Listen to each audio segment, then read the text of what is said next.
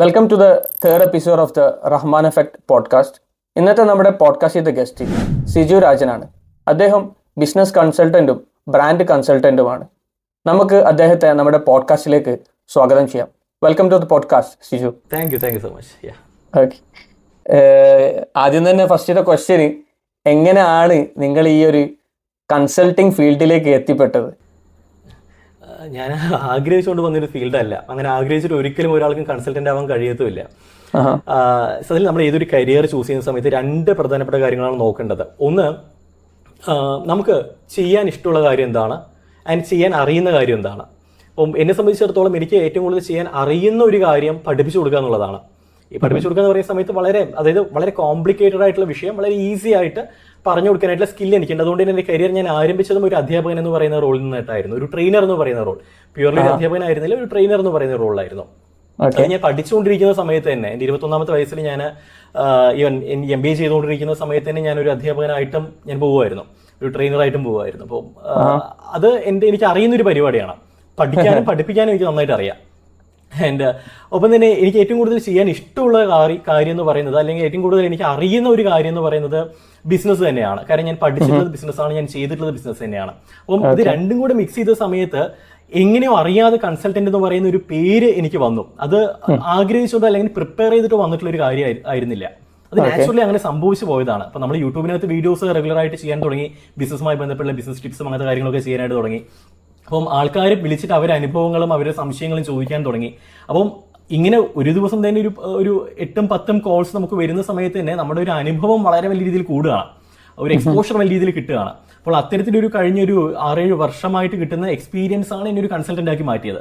പെട്ടെന്ന് ഒരു ദിവസം നമ്മളൊരു കൺസൾട്ടൻ്റ് ആയിട്ട് മാറിയതല്ല, അത് സാഹചര്യം അങ്ങനെ മാറ്റിയതാണ്. അങ്ങനെ നമ്മള് ഇപ്പോഴത്തെ ഒരു സാഹചര്യത്തിൽ ഒരു ബിസിനസ് സ്റ്റാർട്ട് ചെയ്യുമ്പോൾ ഏറ്റവും കൂടുതൽ ചാലഞ്ചസ് എന്താണ് ഒരു എന്റർപ്രണറിന് വരുന്നത്? കേരളത്തിലാണെന്നുണ്ടെങ്കിൽ ഈ എംപ്ലോയീസിന് കിട്ടുക എന്ന് പറയുന്നത്, അത് ഞാൻ എനിക്ക് 2 പേരാണ് എന്നോട്, എൻ്റെ ഒരു സുഹൃത്തും പറഞ്ഞു, ഓൾസോ എൻ്റെ ഇന്നൊരു ക്ലയന്റ് മീറ്റിംഗിൽ എൻ്റെ ക്ലയന്റും പറഞ്ഞ ഒരു കാര്യമാണ്. മാത്രമല്ല ഞാനും അനുഭവിച്ചുകൊണ്ടിരിക്കുന്ന ഒരു കാര്യമാണ്. കാരണം നമുക്ക് ഈ പണിയെടുക്കാനായിട്ടുള്ള പണിക്കാരെ കിട്ടുന്നില്ല. ഒന്ന് ക്വാളിറ്റിയുള്ള ആൾക്കാർ കിട്ടുന്നില്ല, ക്വാളിഫിക്കേഷൻ ഉള്ള ആൾക്കാരെ കിട്ടുന്നില്ല. കാരണം ഇന്ന് പഠിച്ചിറങ്ങുന്നവർക്ക് ആർക്കും ജോലി എടുക്കാൻ താല്പര്യമില്ല, നേരെ ബിസിനസ് സ്റ്റാർട്ട് ചെയ്യണം, എന്തെങ്കിലും ഒരു സ്റ്റാർട്ടപ്പ് ചെയ്തിട്ട് അങ്ങ് പോകണം. അപ്പം അതുകൊണ്ട് തന്നെ ഈ പണിയെടുക്കാൻ ഒരു സ്ഥാപനത്തിനകത്ത് ആൾക്കാരെ കിട്ടുന്നില്ല. അതിൽ വളരെ ദുഃഖകരമായിട്ടുള്ള ഒരു കാര്യം എന്താ വെച്ച് കഴിഞ്ഞാൽ, ഇപ്പോൾ ഞാൻ താമസിക്കുന്ന പാലക്കാടാണ്. പാലക്കാടിൽ നമ്മൾ എത്ര സാലറി ഓഫർ ചെയ്ത് കഴിഞ്ഞാലും ഒരു എംപ്ലോയിനെ കിട്ടും. ഞങ്ങൾ കഴിഞ്ഞ കുറേ മാസങ്ങളായിട്ട് ഒരു ടെലികോളറിന് വേണ്ടിയിട്ട് അന്വേഷിച്ചുകൊണ്ട് നടക്കുക. ഇന്നലെയും ഉണ്ടായിരുന്നു ഇന്റർവ്യൂ, ഇന്നും കുറേ റെസ്യൂമീസ് കിട്ടി, നാളെ ഒരു ഇന്റർവ്യൂ നമ്മൾ നടത്താൻ പോവുകയാണ്. ഇവർക്ക് ഇവിടെ നമ്മുടെ നാട്ടിൽ, അത് പാലക്കാടാണെങ്കിലും മലപ്പുറം ആണെന്നുണ്ടെങ്കിലും തൃശ്ശൂരാണെന്നുണ്ടെങ്കിലും കോട്ടയാണെന്നുണ്ടെങ്കിലും ഇടുക്കി, ഇവർക്ക് ഇവിടെ ഒന്നും വർക്ക് ചെയ്യാൻ താല്പര്യമില്ല. പക്ഷേ ഇവിടെ നമ്മൾ എത്ര സാലറി ഓഫർ ചെയ്ത് കഴിഞ്ഞാലും നേരെ പകുതി സാലറി ആണെന്നുണ്ടെങ്കിൽ പോലും ഇവർ കൊച്ചിയിൽ ഓപ്റ്റ് ചെയ്യും ചെയ്യാനായിട്ട്. എറണാകുളം ഓക്കെ, ഉണ്ട്, മെട്രോ ഉണ്ട്, അവർക്കത് ഓക്കെ. പക്ഷെ നമ്മുടെ നാട്ടിൽ അതിന്റെ ഡബിൾ സാലറി ഓഫർ ചെയ്ത് കഴിഞ്ഞാലും ഇവിടെ ജോലി എടുക്കാനായിട്ടുള്ള ആൾക്കാരെ കിട്ടുന്നില്ല. അതുകൊണ്ടാണ് പല ഓർഗനൈസേഷൻസും കൊച്ചി ഫോക്കസ് ചെയ്തിട്ട് അങ്ങ് പോകാനായിട്ടുള്ള ഒരു പ്രധാനപ്പെട്ട കാരണം. അവിടെ 10,000 രൂപയ്ക്ക് പോലും ഒരു എംപ്ലോയിനെ അവർക്ക് സുഖമായിട്ട് കിട്ടും. പക്ഷെ ഇവിടെ നമ്മൾ 20,000 ഓഫർ ചെയ്ത് കഴിഞ്ഞാലും അവർക്ക് കിട്ടത്തില്ല. അപ്പം ഈ എംപ്ലോയിനെ കിട്ടുക എന്ന് പറയുന്നതായിരിക്കും ഇന്ന് ഒട്ടുമിക്ക ബിസിനസ്സുകാരും ഫേസ് ചെയ്യുന്ന ഒരു പ്രധാനപ്പെട്ട ഒരു വെല്ലുവിളി. മേജർ ചാലഞ്ചിലെ ഒരു ചാലഞ്ചാണ്. ഇപ്പം പുതിയതായിട്ട് സ്റ്റാർട്ട് ചെയ്യുന്ന ഒരു ബിസിനസ് സ്റ്റാർട്ട് ചെയ്യുന്ന ആൾക്കാർ ഏറ്റവും കൂടുതൽ ചെയ്യുന്ന തെറ്റുകൾ എന്താണ്? ഇപ്പോൾ ഫസ്റ്റ് ടൈം ആയിട്ട് ഒരു ബിസിനസ് സ്റ്റാർട്ട് ചെയ്യുന്ന ആള് ഒരു 2 പ്രാവശ്യം അല്ലെങ്കിൽ 3 പ്രാവശ്യം ബിസിനസ് ഫെയിൽ ചെയ്ത ആൾക്കാണ്ടിയും കുറേ കാര്യങ്ങൾ പഠിക്കാനുണ്ടാവും.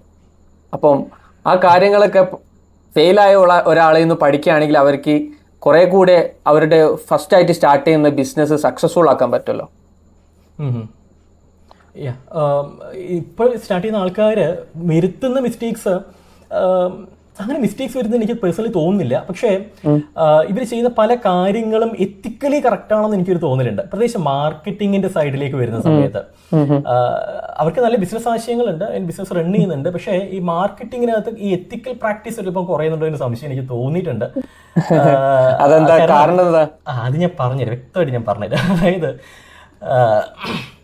ഇപ്പം മാർക്കറ്റിംഗ് എന്ന് വെച്ച് കഴിഞ്ഞാൽ സത്യസന്ധമായിട്ടുള്ള കാര്യങ്ങൾ വളരെ ബ്യൂട്ടിഫുൾ ആയിട്ട് അവതരിപ്പിക്കുക എന്നുള്ളതാണ്. അതിനെയാണ് നമുക്ക് മാർക്കറ്റിംഗ് എന്ന് വിളിക്കാനായിട്ട് കഴിയുന്നത്. പക്ഷേ ചിലപ്പോൾ നമ്മൾ ഈ അവാർഡുകൾ കിട്ടി എന്നൊക്കെ പറഞ്ഞിട്ട് ചില പോസ്റ്റുകൾ കാണാറുണ്ട്. ഓണ്ടർപ്രണർ, ബെസ്റ്റ് ഓണ്ടർപ്രണർ അവാർഡ് കിട്ടി, അല്ലെങ്കിൽ ബെസ്റ്റ് സ്റ്റാർട്ടപ്പ് അവാർഡ് കിട്ടി, ബെസ്റ്റ് ടെക് അല്ലെങ്കിൽ ഫിൻടെക്കില് ബെസ്റ്റ് സ്ഥാപനത്തിനുള്ള അവാർഡ് കിട്ടി. അപ്പൊ ഞാൻ ആലോചിക്കാറുണ്ട് ഇവർക്ക് ഈ അവാർഡൊക്കെ എങ്ങനെ കിട്ടുന്നത്? കാരണം ഇത് ഈ കമ്പനീസ് നമ്മൾ കേട്ടിട്ടില്ല. പെട്ടെന്ന് ഇൻസ്റ്റാഗ്രാമിനകത്ത് അവാർഡ് വാങ്ങുന്ന വീഡിയോ വരുന്നു, അതും വലിയ വേദിയിൽ നിന്ന്. ഈ സംഭവം നമ്മൾ അറിയുന്ന പോലും ഇല്ല, നമ്മൾ കമ്പനി ഉണ്ടെന്ന് അറിയാം. പക്ഷെ ഇവർക്ക് എങ്ങനെ കിട്ടി? ഈ അവാർഡ് കൊടുക്കുന്ന സ്ഥാപനങ്ങൾ ഇവിടെ വന്നിട്ട് റിസർച്ച് ചെയ്തിട്ട് കണ്ടുപിടിച്ചതാണോ? നമുക്കൊരു പിടിയുമില്ല. പിന്നീടാണ് അത് സംഭവത്തിലേ ഉള്ളൂ, ഇത് കാശ് കൊടുത്തിട്ട് വാങ്ങുന്നതാണ്. അതെ, എന്നെ 2-3 ആൾക്കാർ ഓൾറെഡി എന്റെ മുൻപ് കോണ്ടാക്ട് ചെയ്തിട്ടുണ്ട്. അത് ഈ മാഗസീനില് ഫുൾ പേജ് നമ്മൾ ഫ്രണ്ട് കവറിൽ ഫോട്ടോ വരണമെന്നുണ്ടെങ്കിൽ 1.5 ലക്ഷം രൂപ, ഒരു ഹാഫ് കോളം മാത്രം നമ്മളെ കുറിച്ചിട്ട് വരണമെന്നുണ്ടെങ്കിൽ 50,000 രൂപ.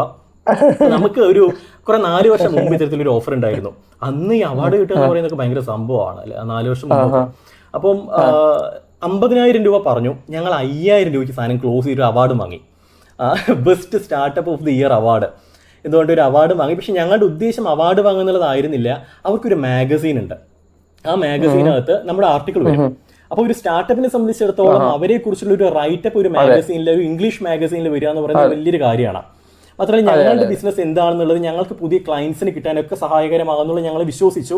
അങ്ങനെ ഞങ്ങൾ ഒരു 5,000 രൂപ പോട്ടെ എന്ന് വിചാരിച്ചിട്ട് അത് കൊടുത്തിട്ട് അവാർഡ് ഞങ്ങൾ വാങ്ങി. പക്ഷെ കാര്യം ഇത്ര ഒന്നും ഉണ്ടായില്ല. അത് വെച്ചിട്ട്, കാരണം ഈ മാഗസിൻ ആരും വായിച്ചു നോക്കത്തില്ല. ഇത്തരത്തിലൊരു മാഗസിൻ കിട്ടി നമ്മൾ വായിച്ചു നോക്കുമോ? ഒരു തൊഴിൽ ജീവിത കഥ എന്ന് പറഞ്ഞിട്ട് ഒറ്റ മനുഷ്യൻ വായിച്ചു നോക്കത്തില്ല. ഒട്ടും ഒരു സെയിൽസ് നമുക്ക് നടന്നതുമില്ല. ഇന്നും ഗൂഗിൾ സെർച്ച് ചെയ്ത് കഴിഞ്ഞാൽ സംഭവം കാണാൻ കഴിയും, ഞങ്ങളുടെ ആർട്ടിക്കിൾ മറ്റു സാധനങ്ങളൊക്കെ കാണാനായിട്ട് കഴിയും. പക്ഷെ ഇങ്ങനെ ഇപ്പൊ പ്രൊമോട്ട് ചെയ്യുന്ന കുറെ വെബ്സൈറ്റ് വന്നിട്ടുണ്ട്. ഫോർ എക്സാമ്പിൾ ബെറ്റർ ഇന്ത്യ ഉണ്ട്, യുവർ സ്റ്റോറി ഉണ്ട്, സ്റ്റാർട്ടപ്പ് സ്റ്റോറി ഉണ്ട്. ഇങ്ങനത്തെ കുറെ സ്റ്റാർട്ടപ്സ് ഓൺലൈൻ വെബ്സൈറ്റുകൾ ഇപ്പൊ ഇതിനെ കുറിച്ചിട്ട് വന്നിട്ടുണ്ടല്ലോ. അതും സെയിം രീതിയിൽ തന്നെ ആയിരിക്കും അല്ലെ? അല്ല, പൈസ കൊടുത്ത്, അല്ല അത് തെറ്റ് ഞാൻ പറയുന്നില്ല. കാശ് കൊടുത്തിട്ട് നമ്മളെ കുറിച്ചിട്ടുള്ള ഒരു ലേഖനം ഒരു മാധ്യമത്തിൽ വരിക എന്ന് പറയുന്നത് തെറ്റ് ഞാൻ പറയുന്നില്ല. അതിപ്പം ഈവൻ വലിയ മാഗസീൻസിൽ പോലും നമുക്ക് കാശ് കൊടുത്തു കഴിഞ്ഞാൽ നമ്മളെ കുറിച്ചിട്ട് അവർ പബ്ലിഷ് ചെയ്യത്തുള്ളൂ. കാരണം അതാണ് ബിസിനസ്. പക്ഷേ ഈ അവാർഡ് വാങ്ങുന്നതിലാണ് എനിക്ക് ചെറിയൊരു എത്തിക്കൽ ഒരു പ്രശ്നം. കാരണം നമ്മൾ കാശ് കൊടുത്തിട്ട് നമ്മളൊരു പുതിയൊരു ബിസിനസ്സിന് അവാർഡ് വാങ്ങിയിട്ട് അതിനെ സോഷ്യൽ മീഡിയയിൽ നമ്മൾ ഷെയർ ചെയ്തിട്ട് കുറെ ലൈക്ക് വാങ്ങുന്ന ഒരുപാട് പേര് അടിപൊളി ബ്രോ, സൂപ്പർ ബ്രോ എന്നൊക്കെ പറഞ്ഞ് കമന്റ് ചെയ്തു. ഇപ്പൊ നമ്മുടെ ഈ പ്രാഞ്ചിയുടെ സിമിൽ പറയണ പോലെ കാശ് കൊടുത്ത് വാങ്ങുന്ന പത്മശ്രീയും കാശ് കൊടുക്കാത്ത വാങ്ങുന്ന പത്മശ്രീയും തമ്മിലൊരു വ്യത്യാസം ഉണ്ടാവുമല്ലോ. അത് അത്രത്തോളം ഒരു ശരിയായിട്ടൊരു പ്രാക്ടീസ് ആണെന്ന് എനിക്ക് തോന്നുന്നില്ല. പിന്നെ ഈ പലപ്പോഴും ഇന്റർവ്യൂ കൊടുക്കാൻ പോകുന്ന സമയത്ത് നമ്മൾ ചില കമ്പനിയിലെ കാണുന്ന സമയത്ത് ഇത്ര കോടി രൂപന്റെ വിറ്റ് വരുമെന്നൊക്കെ നമ്മൾ കാണാറുണ്ട്. അതിശയപ്പെട്ടു പോകാറുണ്ട്. കാരണം ഇത്രയൊക്കെ കാശ് ഇതൊക്കെ എങ്ങനെ ഉണ്ടാക്കുന്നതെന്ന് ആലോചിച്ചിട്ട്. അതെ, 1 year 2 year കൊണ്ട് 100 CR 200 CR സെയിൽസ് ഒക്കെ. ഈ 100 CR 200 CR ചെറിയ എമൗണ്ട് ആണ്. അത് 1 കോടി രൂപ എന്ന് പറയുന്നത് ചെറിയ എമൗണ്ട് ആണ്, വലിയ എമൗണ്ട് അല്ലേ? പലതും കുക്ക്ഡ് അപ്പ് സ്റ്റോറീസ് ആണ്. ഒരു ടേൺ ഓവർ ആയിരിക്കും. നമ്മൾ ഒരിക്കലും ഒരു ബിസിനസിന്റെ വളർച്ച മെഷർ ചെയ്യേണ്ടത് ടേൺ ഓവർ നോക്കിയിട്ടല്ല, പ്രോഫിറ്റ് നോക്കിയിട്ടാണ്. എല്ലാ ചെലവും കഴിഞ്ഞ് നമ്മുടെ എത്ര ലാഭം കിട്ടിയിട്ടുണ്ട് അതാണ് നമ്മൾ മെഷർ ചെയ്യേണ്ടത്. ഇപ്പൊ റിയൽ എസ്റ്റേറ്റ് ബിസിനസ് സംബന്ധിച്ചിടത്തോളം ടേൺ ഓവർ കോടികളായിരിക്കും. കയ്യിൽ എത്ര പ്രോഫിറ്റ് കിട്ടി അതിലാണ് കാര്യം. മാത്രമല്ല ഇത് പല ഇന്റർവ്യൂസും കാശ് കൊടുത്തിട്ടാണ്. അങ്ങോട്ട് കാശ് കൊടുത്തിട്ട് നമ്മൾ ഇന്റർവ്യൂവിൽ പോയിട്ട് നമ്മളെ കുറിച്ചിട്ട് നമ്മുടെ സക്സസ് സ്റ്റോറീസ് പറയുന്നു എന്നുള്ളത്. പറയുന്നതിൽ ഞാൻ തെറ്റ് പറയുന്നില്ല, പക്ഷെ ഒരു എത്തിക്കൽ സംഭവം ഉണ്ട്. പറയുന്നത് ജെന്യൂൻ ആയിട്ട് പറയുന്നതിനായിരിക്കും ഏറ്റവും നല്ലത് എന്നുള്ളത്. അപ്പം അത്തരത്തിലുള്ള മാർക്കറ്റിംഗ് മിസ്റ്റേക്സ് ഓൺടർപ്രണേഴ്സ് കമ്മിറ്റ് ചെയ്യാതിരിക്കുക. കാരണം നിങ്ങളെ കുറിച്ച് ഇല്ലാത്ത കാര്യങ്ങൾ ഉണ്ടാക്കിയിട്ടല്ല നമ്മൾ ഒരിക്കലും നമ്മുടെ ബിസിനസ്സിനെ വളർത്തേണ്ടത്. ജെന്യൂൻ ആയിട്ടുള്ള പ്രോഡക്ട്സ്, ആളുകൾക്ക് ഉപകാരപ്പെടുന്ന പ്രോഡക്റ്റ് അത് ഉണ്ടെങ്കിൽ അത് ബ്യൂട്ടിഫുൾ ആയിട്ട് മാർക്കറ്റിംഗ് ചെയ്യാൻ കഴിഞ്ഞിട്ട് നിങ്ങളുടെ ബിസിനസ് നിങ്ങൾക്ക് വളർത്താനായിട്ട് കഴിയും. അപ്പൊ ഒരു പുതിയതായിട്ട് തുടങ്ങുന്ന ബിസിനസ്സിൽ അവർ ഏത് രീതിയിൽ മാർക്കറ്റിംഗ് ചെയ്യണം എന്നാണ് നിങ്ങൾ പറയുന്നത്? Depends own business. ഇപ്പൊ ചില ബിസിനസ്, ഇപ്പൊ ഞങ്ങളുടെ ബിസിനസ്സിൽ ഞങ്ങൾ എഡ്യൂക്കേഷൻ ബേസ്ഡ് മാർക്കറ്റിംഗ് ആണ് ചെയ്യുന്നത്. ആൾക്കാർ എഡ്യൂക്കേറ്റ് ചെയ്യാണ് ചെയ്യുന്നത്. ഞങ്ങൾക്ക് ഇന്ന പ്രോഡക്റ്റ് ഉണ്ട് നിങ്ങൾ വാങ്ങും നമ്മൾ ഒരിക്കലും പറയുന്നില്ല. നമ്മൾ യൂട്യൂബിനകത്തും ഇൻസ്റ്റാഗ്രാമത്തും കോണ്ടന്റ് നമ്മൾ ക്രിയേറ്റ് ചെയ്യുകയാണ്. അതിപ്പോൾ ആർട്ടിക്കൽ രൂപത്തിലാണെന്നുണ്ടെങ്കിൽ നമ്മൾ കോണ്ടന്റ് റെഗുലർ ആയിട്ട് ക്രിയേറ്റ് ചെയ്തുകൊണ്ടിരിക്കുന്നുണ്ട്. അപ്പോൾ ആൾക്കാർ എഡ്യൂക്കേറ്റ് ചെയ്യുന്നു, സ്വാഭാവികമായിട്ടും അതുവഴി നമ്മൾ പ്രൊഡക്റ്റ് വിൽക്കുന്നു. അപ്പോൾ ഇത്തരത്തിലുള്ള ഒരു സ്ട്രാറ്റജി നമ്മൾ ബിൽഡ് ചെയ്യണം. അത് ഒരു ഡിപ്പെൻഡ്സ് ഓൺ ബിസിനസ്. അത് എഡ്യൂക്കേഷൻ ബേസ്ഡ് മാർക്കറ്റിംഗ് ആവാം, അല്ലെങ്കിൽ വാല്യൂ ബേസ്ഡ് മാർക്കറ്റിംഗ് ആവാം, അല്ലെങ്കിൽ നമ്മൾ ടിപ്പിക്കലി കാണുന്ന പോലെയുള്ള ഓൺലൈനിൽ നമ്മൾ ബൂസ്റ്റ് ചെയ്യുന്നതാവാം. അത് ബിസിനസ്സിനനുസരിച്ചിട്ടാണ് വേണ്ടത്. പക്ഷേ എഗെയിൻ അത് ഉള്ള കാര്യങ്ങൾ സത്യസന്ധമായിട്ട് പറയുന്നതായിരിക്കണം. ഇല്ലാത്ത കാര്യങ്ങൾ പറഞ്ഞത് ചെയ്യാതിരിക്കുന്നതാണ് നല്ലത്. പിന്നെ നിങ്ങളിപ്പോൾ പറഞ്ഞല്ലോ, ഇപ്പോൾ സ്റ്റാർട്ടപ്പിന്റെ അല്ലെങ്കിൽ ഒരു ബിസിനസിന്റെ പ്രോഫിറ്റ് ആണ് മെയിനായിട്ട് നമ്മൾ നോക്കേണ്ടത്. പക്ഷെ പ്രോഫിറ്റ് ഇല്ലാതെ ഇഷ്ടം പോലെ സ്റ്റാർട്ടപ്സ് കോടികൾ ഇപ്പോൾ റേസ് ചെയ്യുന്നുണ്ടല്ലോ, അതിന്റെ ബാക്കിലുള്ള സ്റ്റോറി എന്താ? അല്ല, അത് ആവശ്യമാണ്. അതായത് നമുക്ക് ഇൻവെസ്റ്റ്, അത് ഇപ്പൊ ബിസിനസിന്റെ പ്രധാന ലക്ഷ്യം എന്ന് പറയുന്നത് സ്കെയിലപ്പ് ആണെന്നുണ്ടെങ്കിൽ ഡെഫിനറ്റ്ലി നമുക്കൊരു സ്റ്റേജ് കഴിഞ്ഞാൽ നമുക്ക് അവിടെ ഈ പ്രോഫിറ്റ് കൊണ്ട് നമുക്ക് സ്കെയിലപ്പ് ചെയ്യാൻ കഴിയത്തില്ല. നമുക്ക് ഫണ്ട് റേസ് ചെയ്യേണ്ടതായിട്ട് വരും. നമുക്ക് ഇൻവെസ്റ്റ്മെന്റ് പുറമെ നിന്നും വെഞ്ചർ ക്യാപിറ്റൽ പോലുള്ള കാര്യങ്ങൾ നമുക്ക് കരസ്ഥമാക്കേണ്ടതായിട്ട് വരും. സോ ആ സമയത്ത് ഡെഫിനറ്റ്ലി അവിടെ പ്രോഫിറ്റിനെക്കാളും അപ്പുറത്ത് നമ്മൾ നോക്കേണ്ടത് ട്രാക്ഷൻ ആണ്. ട്രാക്ഷൻ എന്ന് വെച്ച് കഴിഞ്ഞാൽ നമ്മൾ ബിസിനസ്സിനകത്ത് എത്രത്തോളം ഒന്നില്ലെങ്കിൽ കസ്റ്റമേഴ്സ് നമുക്ക് കൂടിയിട്ടുണ്ട്, അല്ലെങ്കിൽ എത്രത്തോളം നമുക്ക് ക്ലിക്സ് വന്നിട്ടുണ്ട്, അല്ലെങ്കിൽ എത്രത്തോളം പോസിറ്റീവ് റിവ്യൂസ് കിട്ടിയിട്ടുണ്ട്, അല്ലെങ്കിൽ എത്രത്തോളം സെയിൽസ് നടന്നിട്ടുണ്ട്. ഇത്തരത്തിൽ ബിസിനസിന്റെ വളർച്ചയെ കാണിക്കുന്ന എന്തെങ്കിലും ഒരു മെട്രിക്സ് നമുക്ക് അവിടെ കാണിച്ചു കൊടുക്കാൻ കഴിയണം. അത് വെച്ചുകൊണ്ട് നമ്മൾ കമ്പനീനെ ഒന്ന് വാല്യുവേഷൻ ചെയ്തിട്ട് നമ്മൾ ഇപ്പോഴത്തെ കറന്റ്ലി ഉള്ള ഇൻവെസ്റ്റ് ചെയ്തതിന് എത്രയോ മടങ്ങ് നമ്മൾ കൂടുതൽ ഹയർ വാല്യുവേഷൻ നമ്മൾ കാണിക്കും. അങ്ങനെ നമുക്ക് ഹയർ ഇൻവെസ്റ്റ്മെന്റ് നമുക്ക് കരസ്ഥമാക്കാനായിട്ട് കഴിയും. അപ്പം അത് എൻറ്റയർലി ഡിഫറെന്റ് ഒരു സെഗ്മെന്റ് ആണ് ഈ സ്റ്റാർട്ടപ്പ് അല്ലെങ്കിൽ ഒരു ഫണ്ട് റേസിംഗിന് വേണ്ടി ഒരു ബിസിനസ് എന്ന് പറയുന്നത്. ഒരു ആന്റർപ്രണറിന്റെ കയ്യിൽ ഏറ്റവും വേണ്ട ഒരു ക്വാളിറ്റി എന്താണ്? ഒരു ബിസിനസ് തുടങ്ങുമ്പം ചില ആൾക്കാർക്ക് ഒരു ഡൗട്ട് ഉണ്ടാവല്ലോ, ഒരു ബിസിനസ് ഈ സ്റ്റാർട്ട് ചെയ്തിട്ട് അത് നടത്തി കൊണ്ടുപോകാനുള്ള ഒരു കാപ്പബിലിറ്റി എൻ്റെ കയ്യിലുണ്ടോ എന്നുള്ളത് ചില ആൾക്കാർക്ക് അത് നടത്തി കഴിഞ്ഞാൽ അല്ലെങ്കിൽ തുടങ്ങി കഴിഞ്ഞാലേ മനസ്സിലാവുള്ളൂ. അത് ഒരു ക്വാളിറ്റി എന്തായിരിക്കും ഒരു എന്റർപ്രണറിൽ ഏറ്റവും കൂടുതൽ വേണ്ടത്? എനിക്ക് തോന്നിയിട്ടുള്ളത് നമ്മള് കഴിഞ്ഞ ദിവസം നിങ്ങളൊരു 15,000 എന്റർപ്രണേഴ്സിന് ഓൾറെഡി ഇപ്പം ട്രെയിൻ ചെയ്യിപ്പിച്ച് കഴിഞ്ഞല്ലോ. അപ്പൊ എന്തായാലും ഒരു ഐഡിയ ഉണ്ടാവില്ല ഇതിനെ കുറിച്ചിട്ട്, ഒരു പാറ്റേൺ കാണല്ലോ സക്സസ്ഫുൾ ആയിട്ട് ബിസിനസ് റൺ ചെയ്യുന്ന ഒരാളെ. കാരണം എന്താ വെച്ച് കഴിഞ്ഞാൽ നമ്മൾ ഇപ്പം കഴിഞ്ഞ ദിവസം എനിക്കൊരു കോൾ വന്നിട്ടുണ്ടായിരുന്നു. അപ്പം പുള്ളി ചോദിച്ചത് ബിസിനസിന്റെ പിച്ച് ഡെക്ക് ഉണ്ടാക്കുന്നുണ്ടോ എന്നുള്ളതാണ്, പ്രസന്റേഷന് വേണ്ടിയിട്ടുള്ളത്. അപ്പം നമ്മൾ പിച്ച് ഡെക്ക് നമ്മൾ ഉണ്ടാക്കി കൊടുക്കുന്നില്ല, കാരണം പകരം പിച്ച് ഡെക്കിന്റെ കോഴ്സ് നമ്മൾ പ്രൊവൈഡ് ചെയ്യുന്നുണ്ട്. How to prepare pitch deck, എങ്ങനെ ഒരു പിച്ച് ഡെക്ക് ഉണ്ടാക്കാന്നുള്ളതിന്റെ ഒരു കോഴ്സ് ആൻഡ് ഓൾസോ അതിന്റെ ടെംപ്ലേറ്റ്സ് നമ്മൾ പ്രൊവൈഡ് ചെയ്യുന്നുണ്ട്. അപ്പോൾ ആള് പറഞ്ഞത് അത് നിങ്ങൾ പഠിച്ചിട്ട് ചെയ്യണ്ടേ, നമുക്ക് സാധനം റെഡിമെയ്ഡ് ആയിട്ട് കിട്ടണം. അപ്പം ഈ സാധനം റെഡിമെയ്ഡ് ഇത് കുത്തിയിരുന്ന് പഠിച്ച് റിസർച്ച് ചെയ്ത് ചെയ്യാനായിട്ട് വയ്യ ആൾക്കാർക്ക്, പെട്ടെന്ന് ആരെങ്കിലും ഉണ്ടാക്കി കൊടുക്കണം. അപ്പം ഈ ലേണിംഗ് എന്ന് പറയുന്നതിനാണ് ഇന്നത്തെ കാലത്തെ ബിസിനസ്സുകാർക്ക് ഏറ്റവും വേണ്ടുന്ന ഏറ്റവും അടിസ്ഥാനപരമായിട്ടുള്ള ഒരു ക്വാളിറ്റി.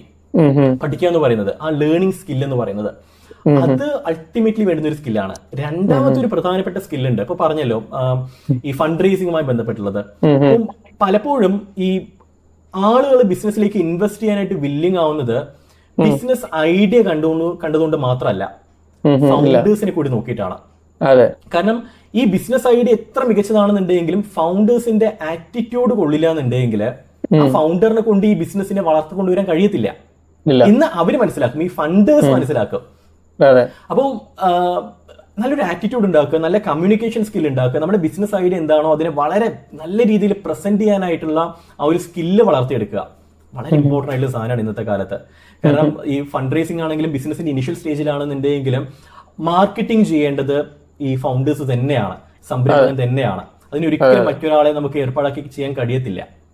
മാർക്കറ്റിംഗ് മാനേജറിനെ വെച്ചിട്ട് പുള്ളി പോയിട്ട് മാർക്കറ്റ് ചെയ്തിട്ട് വരും, നമ്മളങ്ങ് പൈസ മാത്രം കളക്ട് ചെയ്താൽ മതി, നടക്കുന്ന കേസല്ല. അപ്പോൾ ഈ കമ്മ്യൂണിക്കേഷൻ സ്കില്ല് അല്ലെങ്കിൽ നമ്മുടെ ആറ്റിറ്റ്യൂഡ്, നമ്മുടെ ഡ്രസ്സിങ്, നമ്മുടെ ലുക്ക്, ഇതെല്ലാം ആൾക്കാർ ജഡ്ജ് ചെയ്യും. അപ്പം ഇതൊക്കെ ഏറ്റവും മികച്ചതാക്കുക എന്നുള്ളതാണ്. അത് പരിശീലിച്ച് ചെയ്യേണ്ടതാണ്. പെട്ടെന്ന് ഒരു ദിവസം നമുക്ക് മാറ്റിയെടുക്കാൻ കഴിയുന്ന ഒരു കാര്യമല്ല. ആൻഡ് ആൾസോ നമ്മൾ എത്രത്തോളം പഠിച്ചു എന്നുള്ളതും അതിനൊരു നമ്മുടെ ആപ്റ്റിറ്റ്യൂഡ് വളർത്തുന്ന ഒരു കാര്യമല്ല, അല്ലെങ്കിൽ അതിന് കാരണമാവുന്ന ഒരു കാര്യമല്ല. UK അല്ലെങ്കിൽ കാനഡയിൽ നിന്നൊക്കെ വന്നിട്ടുള്ള പഠിച്ചു കഴിഞ്ഞ് വന്നിട്ടുള്ള പല ആൾക്കാരും ആയിട്ട് മീറ്റിംഗ് നടത്തുന്ന സമയത്ത് നമുക്ക് മനസ്സിലാവാറുണ്ട്, നമ്മുടെ കേരളത്തിലെ ഏറ്റവും നമ്മുടെ കോളേജിനെ നമുക്ക് ABC എന്ന് പറഞ്ഞിട്ട് ക്ലാസിഫൈ ചെയ്യാൻ കഴിയും. അതിൽ C ഗ്രേഡിൽ നിൽക്കുന്ന കോളേജിൽ പഠിച്ചുള്ളവരെക്കാളും മോശമായിട്ടുള്ള രീതിയിലുള്ള ആറ്റിറ്റ്യൂഡുള്ള UK പഠിച്ചിട്ടുള്ള ആൾക്കാരെ നമ്മൾ മീറ്റ് ചെയ്യാൻ വന്നിട്ടുണ്ടായിരുന്നു. എവിടെ പഠിച്ചു, എന്ത് പഠിച്ചു എന്നുള്ളതൊന്നും അല്ല വിഷയം, നമ്മുടെ ആറ്റിറ്റ്യൂഡ് എന്താണെന്നുള്ളതാണ്. നിങ്ങളിപ്പോൾ നേരത്തെ പറഞ്ഞല്ലോ ലേണിങ്ങിന്റെ ഒരു മെന്റാലിറ്റി വേണമെന്നുള്ളത്. ഞാൻ എൻ്റെ ഫസ്റ്റ് 2 സ്റ്റാർട്ടപ്പ് ഫെയിൽ ആയതിൻ്റെ ശേഷം ഏറ്റവും കൂടുതൽ റിസർച്ച് ചെയ്തത് അതിലാണ്, ലേണിങ്ങിൽ. ഫെയിൽ ആയി കഴിഞ്ഞപ്പോൾ ഏകദേശം 100+ ആന്റർപ്രണർഷിപ്പ് അല്ലെങ്കിൽ ബിസിനസ് റിലേറ്റഡ് ബുക്സ് വായിച്ചപ്പോഴാണ് എൻ്റെ മൈൻഡ് ഓപ്പൺ ആയത്. അത് ഞാൻ നിങ്ങൾ പറഞ്ഞപ്പോഴാണ് ഇപ്പോൾ റിലേറ്റ് ചെയ്യാൻ പറ്റിയത്. അതിനുശേഷം കുറേ കാര്യങ്ങൾ എനിക്ക് തന്നെ പഠിക്കാൻ പറ്റി. അപ്പം ഒരു ലേണിംഗ് മെന്റാലിറ്റി ഇല്ലെങ്കിൽ ഒരു ബിസിനസ് അല്ലെങ്കിൽ ഒരു സ്റ്റാർട്ടപ്പ് നെക്സ്റ്റ് ലെവലിലേക്ക് കൊണ്ടുപോകാൻ പറ്റും എന്നുള്ളത് എനിക്ക് തോന്നുന്നില്ല. എനിക്കത് നല്ലൊരു പോയിന്റ് ആയിട്ടാണ് എനിക്ക് തോന്നിയത്. പിന്നെ പൊതുവേ നമ്മളെ കേരളത്തിൽ ഒരു ബിസിനസ് കൺസൾട്ടന്റ് എന്ന് പറഞ്ഞാൽ അധികം ആൾക്കാരും അങ്ങനെ അപ്രോച്ച് ചെയ്യൽ വളരെ കുറവാണ്. ഒരു കൺസൾട്ടന്റ് എന്നുള്ള രീതിയിൽ ക്ലയൻസിൻ്റെ എന്ത് തരത്തിലുള്ള റിജക്ഷൻസ് ആണ് നിങ്ങൾക്ക് ഉണ്ടാവില്ല? ഫോർ എക്സാമ്പിൾ, നിങ്ങൾ ഏതെങ്കിലും ഒരു കസ്റ്റമറിനെ അപ്രോച്ച് ചെയ്യുകയാണെങ്കിൽ അവർ പറയല്ലോ വേണ്ട, ബിസിനസ് കൺസൾട്ട് വേണ്ട, എനിക്ക് തന്നെ അറിയാം, ഞാൻ തന്നെ ചെയ്തോളാം എന്നുള്ള രീതിയിൽ. അല്ല, റിജക്ഷൻസ് അങ്ങനെ ഫേസ് ചെയ്യാറില്ല. കാരണം എന്താ വെച്ചാൽ നമ്മൾ ഒരിക്കലും അങ്ങനെ നമ്മൾ കൺസൾട്ടന്റ് ആണ്, ഞങ്ങളുടെ കൺസൾട്ടൻസി എടുക്കും എന്ന് പറഞ്ഞാൽ നമ്മൾ ഒരിക്കലും മാർക്കറ്റ് ചെയ്യാറില്ല. ആളുകൾ ഇങ്ങോട്ടേക്ക് വരികയാണ് ചെയ്യുന്നത്. അതുകൊണ്ട് തന്നെ നമുക്ക് ഒരിക്കലും റിജക്ഷൻ ഫേസ് ചെയ്യില്ല. പക്ഷേ നമ്മളെ പരിഗണിക്കാത്ത, നമ്മൾ അങ്ങ് താഴ്ത്തുന്ന കുറച്ച് ആൾക്കാരുണ്ട്. ഇന്ന് എനിക്കൊരു അനുഭവം ഉണ്ടായിട്ടുള്ളതാണ്. കാരണം കേരളത്തിൽ തന്നെ വളരെ പ്രമുഖനായിട്ടുള്ള ഒരു കൺസൾട്ടന്റ് അല്ല, ഈസ് എ ബാങ്കർ ആക്ച്വലി. പുള്ളി കുറെ വർഷങ്ങളത്തെ എക്സ്പീരിയൻസ് ഉള്ള ഒരാളാണ്. എല്ലാവർക്കും അറിയാം, ആളുടെ പേര് പറഞ്ഞാൽ, പക്ഷെ ഞാൻ പേര് പറയുന്നില്ല. അപ്പോൾ അപ്പം ഞാന് ഒരു കുറച്ച് 1-2 മാസം മുമ്പ് ഒരു വീഡിയോ ചെയ്തിട്ടുണ്ടായിരുന്നു ബാങ്ക് അക്കൗണ്ട് ഓപ്പണിംഗുമായി ബന്ധപ്പെട്ട, അത് ഈ ബിസിനസ് അക്കൗണ്ട് ഓപ്പണിംഗുമായി ബന്ധപ്പെട്ടുള്ള ഒരു വീഡിയോ ഞാൻ ചെയ്തിട്ടുണ്ടായിരുന്നു. അപ്പൊ അതിന് താഴെ അദ്ദേഹം ഒരു കമന്റ് ചെയ്തു, കുറച്ചുകൂടെ പഠിച്ചിട്ട് വീഡിയോ ചെയ്യണമെന്ന്. ഞാൻ കൂടി ടെൻഷനായി. കാരണം എന്താ വെച്ച് കഴിഞ്ഞാൽ ഞാൻ അതിനകത്ത് ഫാക്ട്സ് ആണ് പറഞ്ഞിട്ടുള്ളത്, കുറെ ഇൻഫർമേഷൻ ആണ് കൊടുത്തിട്ടുള്ളത്. ഇതിൽ ഞാൻ കുറെ റിസർച്ച് ചെയ്ത് നമ്മുടെ അനുഭവത്തിൽ നിന്ന് കിട്ടിയിട്ടുള്ള കുറെ സാധനങ്ങളെല്ലാം വെച്ചിട്ട് നമ്മുടെ വേറെ കുറെ കൺസൾട്ടൻസിനൊക്കെ ആയിട്ട് ഡിസ്കസ് ചെയ്തിട്ട് ഞാൻ ചെയ്തിട്ടുള്ള ഒരു സംഭവം, ഒരു വീഡിയോ ആണത്. അപ്പോ ഇദ്ദേഹം കേരളത്തിലെ പ്രമുഖനാണ് അദ്ദേഹം. അപ്പൊ അദ്ദേഹം അങ്ങനെ ഒരു കമന്റ് ചെയ്യുന്ന സമയത്ത് ഈ വീഡിയോയിൽ എന്തെങ്കിലും പ്രശ്നം ഉണ്ട്, കാരണം ആൾക്കാർ കാണുന്നതാ. ഇത് കേട്ടാണ് നാളെ ആൾക്കാര് മിസ്ലീഡിംഗ് ആയിട്ടൊന്നും കൊടുക്കാൻ പാടില്ലല്ലോ, പാടില്ല. കാരണം അത് നമ്മുടെ ക്രെഡിബിലിറ്റി വലിയ രീതിയിൽ ബാധിക്കും സാധനങ്ങൾ കൊടുത്തു കഴിഞ്ഞാൽ. അപ്പൊ ഞാൻ അദ്ദേഹത്തിനെ അപ്രോച്ച് ചെയ്യാൻ നോക്കി. ഞാൻ കുറെ മൊബൈൽ നമ്പർ സെർച്ച് ചെയ്ത് നോക്കി, എനിക്ക് കിട്ടിയില്ല. അവസാനം ഞാൻ മെയിൽ അയച്ചു. ആൻഡ് ഓൾസോ ഇൻസ്റ്റാഗ്രാമിൽ കുറച്ച് മുമ്പ്, നമ്മൾ ഇന്നൊരു വൈകിട്ട് ഒരു 7 മണി 6-7 മണിയാവുന്ന സമയത്ത്, അപ്പം ഞാൻ ഇൻസ്റ്റാഗ്രാമിൽ മെസ്സേജ് അയച്ചു. അദ്ദേഹം ഹായ് അയച്ചു, അദ്ദേഹം റിപ്ലൈ അയച്ചു. എന്നിട്ട് ഞാൻ ഈ കാര്യം പറഞ്ഞു, സാർ ഇങ്ങനെ ഒരു കമന്റ് ചെയ്തിട്ടുണ്ടായിരുന്നു, അപ്പൊ അതിനുള്ള റീസൺ എന്താണ്, എവിടെയാണ് ഞാൻ പറഞ്ഞില്ല മിസ്റ്റേക്ക് എന്നുള്ളത്. അദ്ദേഹം തുടക്കത്തിൽ പറഞ്ഞു, എനിക്ക് 14 വർഷത്തെ എക്സ്പീരിയൻസിൽ എനിക്ക് ഈ ഒരു MSME മേഖലയിൽ എനിക്ക് കുറെ വർഷത്തെ പരിചയമുണ്ട്, സർക്കാരിന്റെ ആ ഈ പദ്ധതിയിലൊക്കെ ഞാൻ പങ്കെടുത്തിട്ടുണ്ട്. പക്ഷെ ഈ കാര്യം പറയുന്നില്ല, നിങ്ങൾ പറഞ്ഞ പല കാര്യങ്ങളും തെറ്റാണ് എന്നതിനപ്പുറത്ത് വേറൊന്നും പറയുന്നില്ല. അപ്പൊ ഞാൻ എടുത്തു ചോദിച്ചു, ഞാൻ LLP ഫോർമേഷന്റെ അല്ലെങ്കിൽ LLP സ്ഥാപനത്തിന്റെ ഡോക്യുമെന്റ്സിനെ കുറിച്ച് പറഞ്ഞതാണോ തെറ്റ്, പ്രൈവറ്റ് ലിമിറ്റഡിനെ കുറിച്ചിട്ടാണ് തെറ്റ്? പക്ഷെ അദ്ദേഹം ഒന്നും കൃത്യമായിട്ടൊന്നും പറയുന്നില്ല. അത് പറയുമ്പോൾ ഒരുപാടുണ്ട്. കുറെ കോൺവെർസേഷൻ ഇങ്ങനെ നീണ്ടു പോയി. ഞാൻ വോയിസ് അയക്കായിരുന്നു, അദ്ദേഹം ടൈപ്പ് ചെയ്തിട്ടായിരുന്നു. ഞാൻ പിന്നെ ഞാൻ എടുത്തു ചോദിച്ചപ്പോൾ അത് വേറെ ഒരു പ്രശ്നം ഉണ്ടായിരുന്നില്ല ആ വീഡിയോയില്. ഇൻഫർമേഷൻ വാസ് പക്ക. പക്ഷെ അതിനകത്ത് പറഞ്ഞാൽ 1-2 കാര്യങ്ങൾ ഉണ്ടായിരുന്നു. കാരണം ഈ ബാങ്കിൽ നമ്മളൊരു ബാങ്ക് അക്കൗണ്ട് ഓപ്പൺ ചെയ്യാനായിട്ട് പോകുന്ന സമയത്ത് അവർ കുറെ ഡോക്യുമെന്റ്സ്, ആവശ്യമില്ലാത്ത ഡോക്യുമെന്റ്സ് ചോദിച്ചിട്ട് നമ്മളെ മിസ്ലീഡ് ചെയ്യും. അപ്പൊ ഞാൻ പറഞ്ഞു, നിങ്ങൾ അങ്ങനെ മിസ്ലീഡ് അല്ലെങ്കിൽ അത്തരത്തിൽ ബുദ്ധിമുട്ടിപ്പിക്കുന്ന ഒരു ബാങ്ക് ആണെങ്കിൽ നിങ്ങൾ ബാങ്കിൽ നിന്ന് മാറിയിട്ട് അടുത്ത ബാങ്കിൽ പോകണം. കാരണം ഈ ഡോക്യുമെന്റ്സ്, ഇല്ലാത്ത ഡോക്യുമെന്റ്സ് കമ്പനിക്ക് ഉള്ള ഡോക്യുമെന്റ്സ് കൊടുക്കാൻ കഴിയത്തുള്ളൂ, ഇല്ലാത്ത ഡോക്യുമെന്റ്സ് നമുക്ക് ഒരിക്കലും കൊടുക്കാൻ കഴിയത്തില്ലല്ലോ. ഇത്തരത്തിൽ കുറച്ച് സാധനങ്ങൾ ഞാൻ പറഞ്ഞു, ഇതാണ് ആൾക്ക് ഇഷ്ടപ്പെടാത്തത്. അപ്പോ അത് അദ്ദേഹം പരോക്ഷമായിട്ടുള്ള രീതിയിലാണ് പറഞ്ഞത്. എനിക്ക് പിന്നെ ഞാൻ വീണ്ടും 2 പ്രാവശ്യം ഞാൻ വീഡിയോ കണ്ടു നോക്കി, പറഞ്ഞ കാര്യങ്ങളെല്ലാം പക്കയായിരുന്നു, അതിനകത്ത് യാതൊരു രീതിയിലുള്ള പ്രശ്നം ഉണ്ടായിരുന്നില്ല. അപ്പൊ ഞാൻ മനസ്സിലാക്കിയ ഒരു സംഭവം ഇത്രയേ ഉള്ളൂ, പുള്ളിക്ക് ഇഷ്ടപ്പെട്ടില്ല ഞാൻ അത്തരത്തിലൊരു വീഡിയോ ചെയ്ത് അതിനെ കുറിച്ച് പറഞ്ഞത്. അപ്പൊ ഞാൻ ഒരുപാട് റെസ്പെക്ട് ചെയ്തിട്ടുള്ള ഒരു വ്യക്തിയാണ് അദ്ദേഹം. അപ്പൊ അദ്ദേഹത്തിന് ഞാനൊരു മെസ്സേജ് ചെയ്യുന്ന സമയത്ത് നമ്മൾ എക്സ്പെക്ട് ചെയ്തൊരു കാര്യമുണ്ട്, എന്നെ ഗൈഡ് ചെയ്യും, എന്റെ തെറ്റുകൾ എന്താണെന്നുള്ളത് പുള്ളി കൃത്യമായിട്ട് എനിക്ക് ചൂണ്ടിക്കാണിച്ചു തരും. ഇത് പറഞ്ഞത് ശരിയായില്ല, അല്ലെങ്കിൽ ഈ കാര്യങ്ങൾ ഇങ്ങനെയല്ല, അത് വേറെ രീതിയിലാണ്. പക്ഷെ പുള്ളി അത് പറഞ്ഞു തന്നില്ല. അത് കാര്യം പറയാനൊന്നുമില്ല. അപ്പോൾ ഒരുപക്ഷെ അദ്ദേഹത്തിന്റെ എക്സ്പീരിയൻസ് ആയിരിക്കാം എന്റെ പ്രായം. അപ്പോ ഈ ഒരു പ്രശ്നമുണ്ട്. നമ്മള് കുറച്ച് സീനിയർ ആയിട്ടുള്ള ആൾക്കാർ നമ്മളെ ചിലപ്പോ താഴ്ത്താനായിട്ട് നോക്കും. കാരണം ഒരു കൺസൾട്ടന്റ് എന്ന് പറയുന്ന സമയത്ത് ആൾക്കാരുടെ മനസ്സിൽ ചിന്തയുണ്ട്, തലയൊക്കെ നരച്ച് നല്ല പ്രായമായിട്ടുള്ള ഒരു മനുഷ്യൻ ഇരുന്ന് ഉപദേശിക്കുന്നു. അപ്പോ ഒരുപക്ഷെ അതായിരിക്കാം. നേരെ തിരിച്ചിട്ടാണ് നമ്മൾ ഈ കുറെ മെക്കൻസി ആൻഡ് കമ്പനി, ഡെലോയിറ്റ് ഇങ്ങനത്തെ കമ്പനീസിലൊക്കെ കൺസൾട്ടന്റ് ആയിട്ട് ഇരിക്കുന്നത് ഒരു 21 ഇയേഴ്സ് അല്ലെങ്കിൽ 22 ഇയേഴ്സ് ഏജ് ഉള്ള ബിസിനസ് റിലേറ്റഡ് ആയിട്ട് ഒരു എക്സ്പീരിയൻസും ഇല്ലാത്ത ആൾക്കാരാണ് കൺസൾട്ടന്റ് ആയിട്ട് മെക്കൻസി ആൻഡ് കമ്പനിയിൽ ഇരിക്കുന്നത്. അപ്പോൾ അതിന് ഇഷ്ടപ്പെട്ടിട്ട് ആ ഒരു ഫീൽഡിലേക്ക് വരുന്ന ആൾ, അതെ ആ ഫീൽഡിലേക്ക് വരുന്ന അതിന് അതെ അതില് ഞാൻ ബിസിനസിന്റെ ലീഗൽ വശമാണെന്നുണ്ടെങ്കിലും അതിന്റെ ബാക്കി ഓപ്പറേഷൻ വശത്തിലാണെന്നുണ്ടെങ്കിലും ഞാൻ ബ്രാൻഡിങ് വശത്തിൽ ഞാൻ എക്സ്പേർട്ട് ആണ്. കാരണം അതിനെ കുറിച്ചിട്ട് ഞാൻ വളരെ അഗാധമായിട്ട് പഠിച്ചുകൊണ്ടിരിക്കുന്ന ഒരു വ്യക്തിയാണ്. അപ്പം ആ ഒരു അറിവാണ് ഞാൻ പങ്കിട്ട് കൊടുക്കുന്ന ആൾക്കാർക്ക്. പക്ഷെ ചില ആൾക്കാർ ഒരു മെന്റാലിറ്റി ഉണ്ട്, ഒരു ഫീൽഡിൽ എക്സ്പേർട്ട് ആവണമെങ്കിൽ അദ്ദേഹം അതിനകത്ത് ഒരു 20 അല്ലെങ്കിൽ 25 ഇയേഴ്സ് കഴിയണം, എന്നാലേ അയാൾ അതിൽ എക്സ്പേർട്ട് ആവുള്ളൂ എന്നുള്ളത്. അവിടെയാണ് പ്രശ്നം. അതായത് ഈ എക്സ്പീരിയൻസും എക്സ്പോഷറും രണ്ടാണ്. നമുക്ക് എക്സ്പീരിയൻസ് കൂടിയതുകൊണ്ട് എക്സ്പോഷർ കിട്ടണമെന്നില്ല. ഇപ്പം അദ്ദേഹത്തിന് കുറെ വർഷത്തെ എക്സ്പീരിയൻസ് ഉണ്ടാവാം, പക്ഷെ അദ്ദേഹത്തിന്റെ കോൺടാക്ട് നമ്പർ എവിടെയും ഇല്ല. അതുകൊണ്ട് തന്നെ ആൾക്കാർക്ക്, സാധാരണ പബ്ലിക്കിന് അല്ലെങ്കിൽ സംരംഭകന് അദ്ദേഹത്തിനെ വിളിച്ച് സംസാരിച്ചിട്ട് കാര്യങ്ങൾ ചോദിക്കാനായിട്ട് ഉള്ള ഓപ്ഷൻ ഇല്ല. അതുകൊണ്ട് തന്നെ എക്സ്പോഷർ അദ്ദേഹത്തിന് കുറവാണ്. പക്ഷേ ജസ്റ്റ് ഗൂഗിൾ സിജുരാജ് ഫോൺ നമ്പർ കൊടുത്തു കഴിഞ്ഞാൽ എന്റെ ഫോൺ നമ്പർ കാണാം. എല്ലാ വീഡിയോയിലും എന്റെ ഫോൺ നമ്പർ ഇങ്ങനെ ഇടയ്ക്കിടയ്ക്ക് ഇങ്ങനെ വന്നുകൊണ്ടിരിക്കും. അപ്പോ എനിക്ക് എക്സ്പീരിയൻസ്, കാരണം എന്റെ പ്രായം കുറവാണ്, സോ എക്സ്പീരിയൻസ് കുറവാണ്. പക്ഷെ എനിക്ക് അത്യാവശ്യം നല്ല എക്സ്പോഷർ കിട്ടിയിട്ടുണ്ട്. അപ്പം this is the difference. And ultimately ബിസിനസ്സുകാരന് വേണ്ടത് വിസ്ഡമാണ്, വിവേകമാണ്. ഈ ഏതാ നാട്ടിന്റെ പേരെന്തായിരുന്നു, ശ്രീനിവാസന്റെ അനിയൻ, മിനി ശ്രീനിവാസന്റെ അനിയൻ, ധ്യാൻ ശ്രീനിവാസൻ, ധ്യാൻ ശ്രീനിവാസൻ കഴിഞ്ഞ ഒരു ഇന്റർവ്യൂവിൽ പറഞ്ഞിട്ടുണ്ടായിരുന്നല്ലോ, ഈ ഒരുപാട് വായിച്ചതുകൊണ്ട് വിവേകം ഉണ്ടാവണമെന്നില്ല. അത് തന്നെയാണ്, നമുക്ക് ഒരുപാട് നോളജ് ഉണ്ടെന്നുകൊണ്ട് നമുക്ക് വിവേകം ഉണ്ടാവണമെന്നില്ല. മറ്റുള്ളവരോട് എങ്ങനെ സംസാരിക്കണം, കാരണം ഇന്നത്തെ ബിസിനസ്സുകാർ പഠിക്കേണ്ട സംഭവം ഇത് തന്നെയാണ്. നമുക്കൊരിക്കലും കോമ്പറ്റീഷൻ അല്ല നമുക്ക് വേണ്ടത്, നമ്മൾ മുന്നിൽ കാണുന്നത് കോപ്പറേറ്റീവ്നെസ് ആണ്, സഹകരണമാണ്. ബിസിനസ് സഹകരിച്ച് പോകണം. ബിസിനസ് കൺസൾട്ടൻസ് ആണെന്നുണ്ടെങ്കിൽ അവർ സഹകരിച്ച് പോകണം, അവർ ഷെയർ ചെയ്ത് പോകണം. അല്ലാതെ കോമ്പറ്റീഷൻ ആണ്, അവൻ വളരരുത്, അവൻ നശിച്ചു പോകണം എന്ന് വിചാരിച്ചിട്ട് കാര്യങ്ങൾ പറയുകയോ ചെയ്യുകയോ ചെയ്തു കഴിഞ്ഞാൽ അത് നശിക്കാൻ പോകും. അങ്ങനെ നമ്മളെ എനർജി ഫുള്ളും അയാള് അല്ലെങ്കിൽ നമ്മളെ കോമ്പറ്റീഷൻ നശിക്കട്ടെ എന്നുള്ള രീതിയിലേക്ക് ആയിരിക്കും പോവാ, മറിച്ചിട്ട് നമ്മളെ ബിസിനസ് എങ്ങനെ ഗ്രോ ചെയ്യണം എന്നുള്ള രീതിയിലേക്ക് പോകൂല. അതെ അതെ. അപ്പം ഇത്തരത്തിൽ ഒരുപാട് വലിയ വിഗ്രഹങ്ങൾ ഒടഞ്ഞിട്ടുണ്ട് എന്റെ മുമ്പിൽ. കാരണം ഇന്ന് നിങ്ങൾക്കൊക്കെ അറിയുന്ന പല ആൾക്കാരെയും എനിക്ക്, ഈ പ്രമുഖമായിട്ടുള്ള ആൾക്കാരെയും എനിക്ക് പേഴ്സണലി അറിയാം. ചിലരോടൊപ്പം ഞാൻ വർക്ക് ചെയ്തിട്ടുണ്ട്. ഈ രാത്രി ഹോട്ടലിൽ വെള്ളം അടിച്ച് കിറങ്ങി എല്ലാ വൃത്തികേടുകളും കാണിച്ച് നടക്കുന്ന ഈ എംപ്ലോയീസിനെ പോലും, എന്നെ പോലും, ഞാൻ വെള്ളം കുടിക്കാറില്ല, എന്നെ പോലും കുടിക്കാൻ പ്രേരിപ്പിച്ചിട്ടുള്ള ആൾക്കാര് തൊട്ടടുത്ത ദിവസം ഓർഗനൈസേഷൻ കൾച്ചറിനെ കുറിച്ച് ക്ലാസ് എടുത്തിട്ടുണ്ട്. അപ്പോ ഇതാണ് പുറമേ കാണുന്നതല്ല, നിങ്ങൾ കാണുന്നത് പോയി നിജം ഇതല്ല എന്ന് പറയുന്ന പോലെ ഇതൊന്നും അല്ല സത്യം. അപ്പൊ ഞാൻ മനസ്സിലാക്കിയെടുത്തോളം ഒരാൾക്ക് മൂന്ന് പേഴ്സണാലിറ്റീസ് ഉണ്ട്. അയാള് പുറമെ കാണിക്കുന്ന ഒരു പേഴ്സണാലിറ്റി, അയാളെ ഫ്രണ്ട്സിന്റെ അടുത്ത് കാണിക്കുന്ന ഒരു പേഴ്സണാലിറ്റി, പിന്നെ അയാൾ മറ്റാരും ഇല്ലാത്തപ്പോ അയാളുടെ സ്വന്തം ഉണ്ടാവുമ്പോ ഒറ്റക്ക് ഉണ്ടാവുമ്പോ കാണിക്കുന്ന ഒരു പേഴ്സണാലിറ്റി. സത്യമാണ്. ഞാൻ എന്റെ ഭാര്യയോട് കാണിക്കുന്ന ഒരു പേഴ്സണാലിറ്റി ഉണ്ട്, ഞാൻ താങ്കളോട് കാണിക്കുന്ന ഒരു പേഴ്സണാലിറ്റി ഉണ്ട്, ഞാൻ ക്ലയന്റിനോട്, ഞാൻ എന്റെ സ്റ്റുഡൻസിനോട് ഞാൻ കാണിക്കുന്ന ഒരു പേഴ്സണാലിറ്റി ഉണ്ട്. അപ്പൊ ഇത്തരത്തിൽ മൾട്ടിപ്പിൾ പേഴ്സണാലിറ്റീസ് ഉള്ള ആളാണ് നമ്മള്.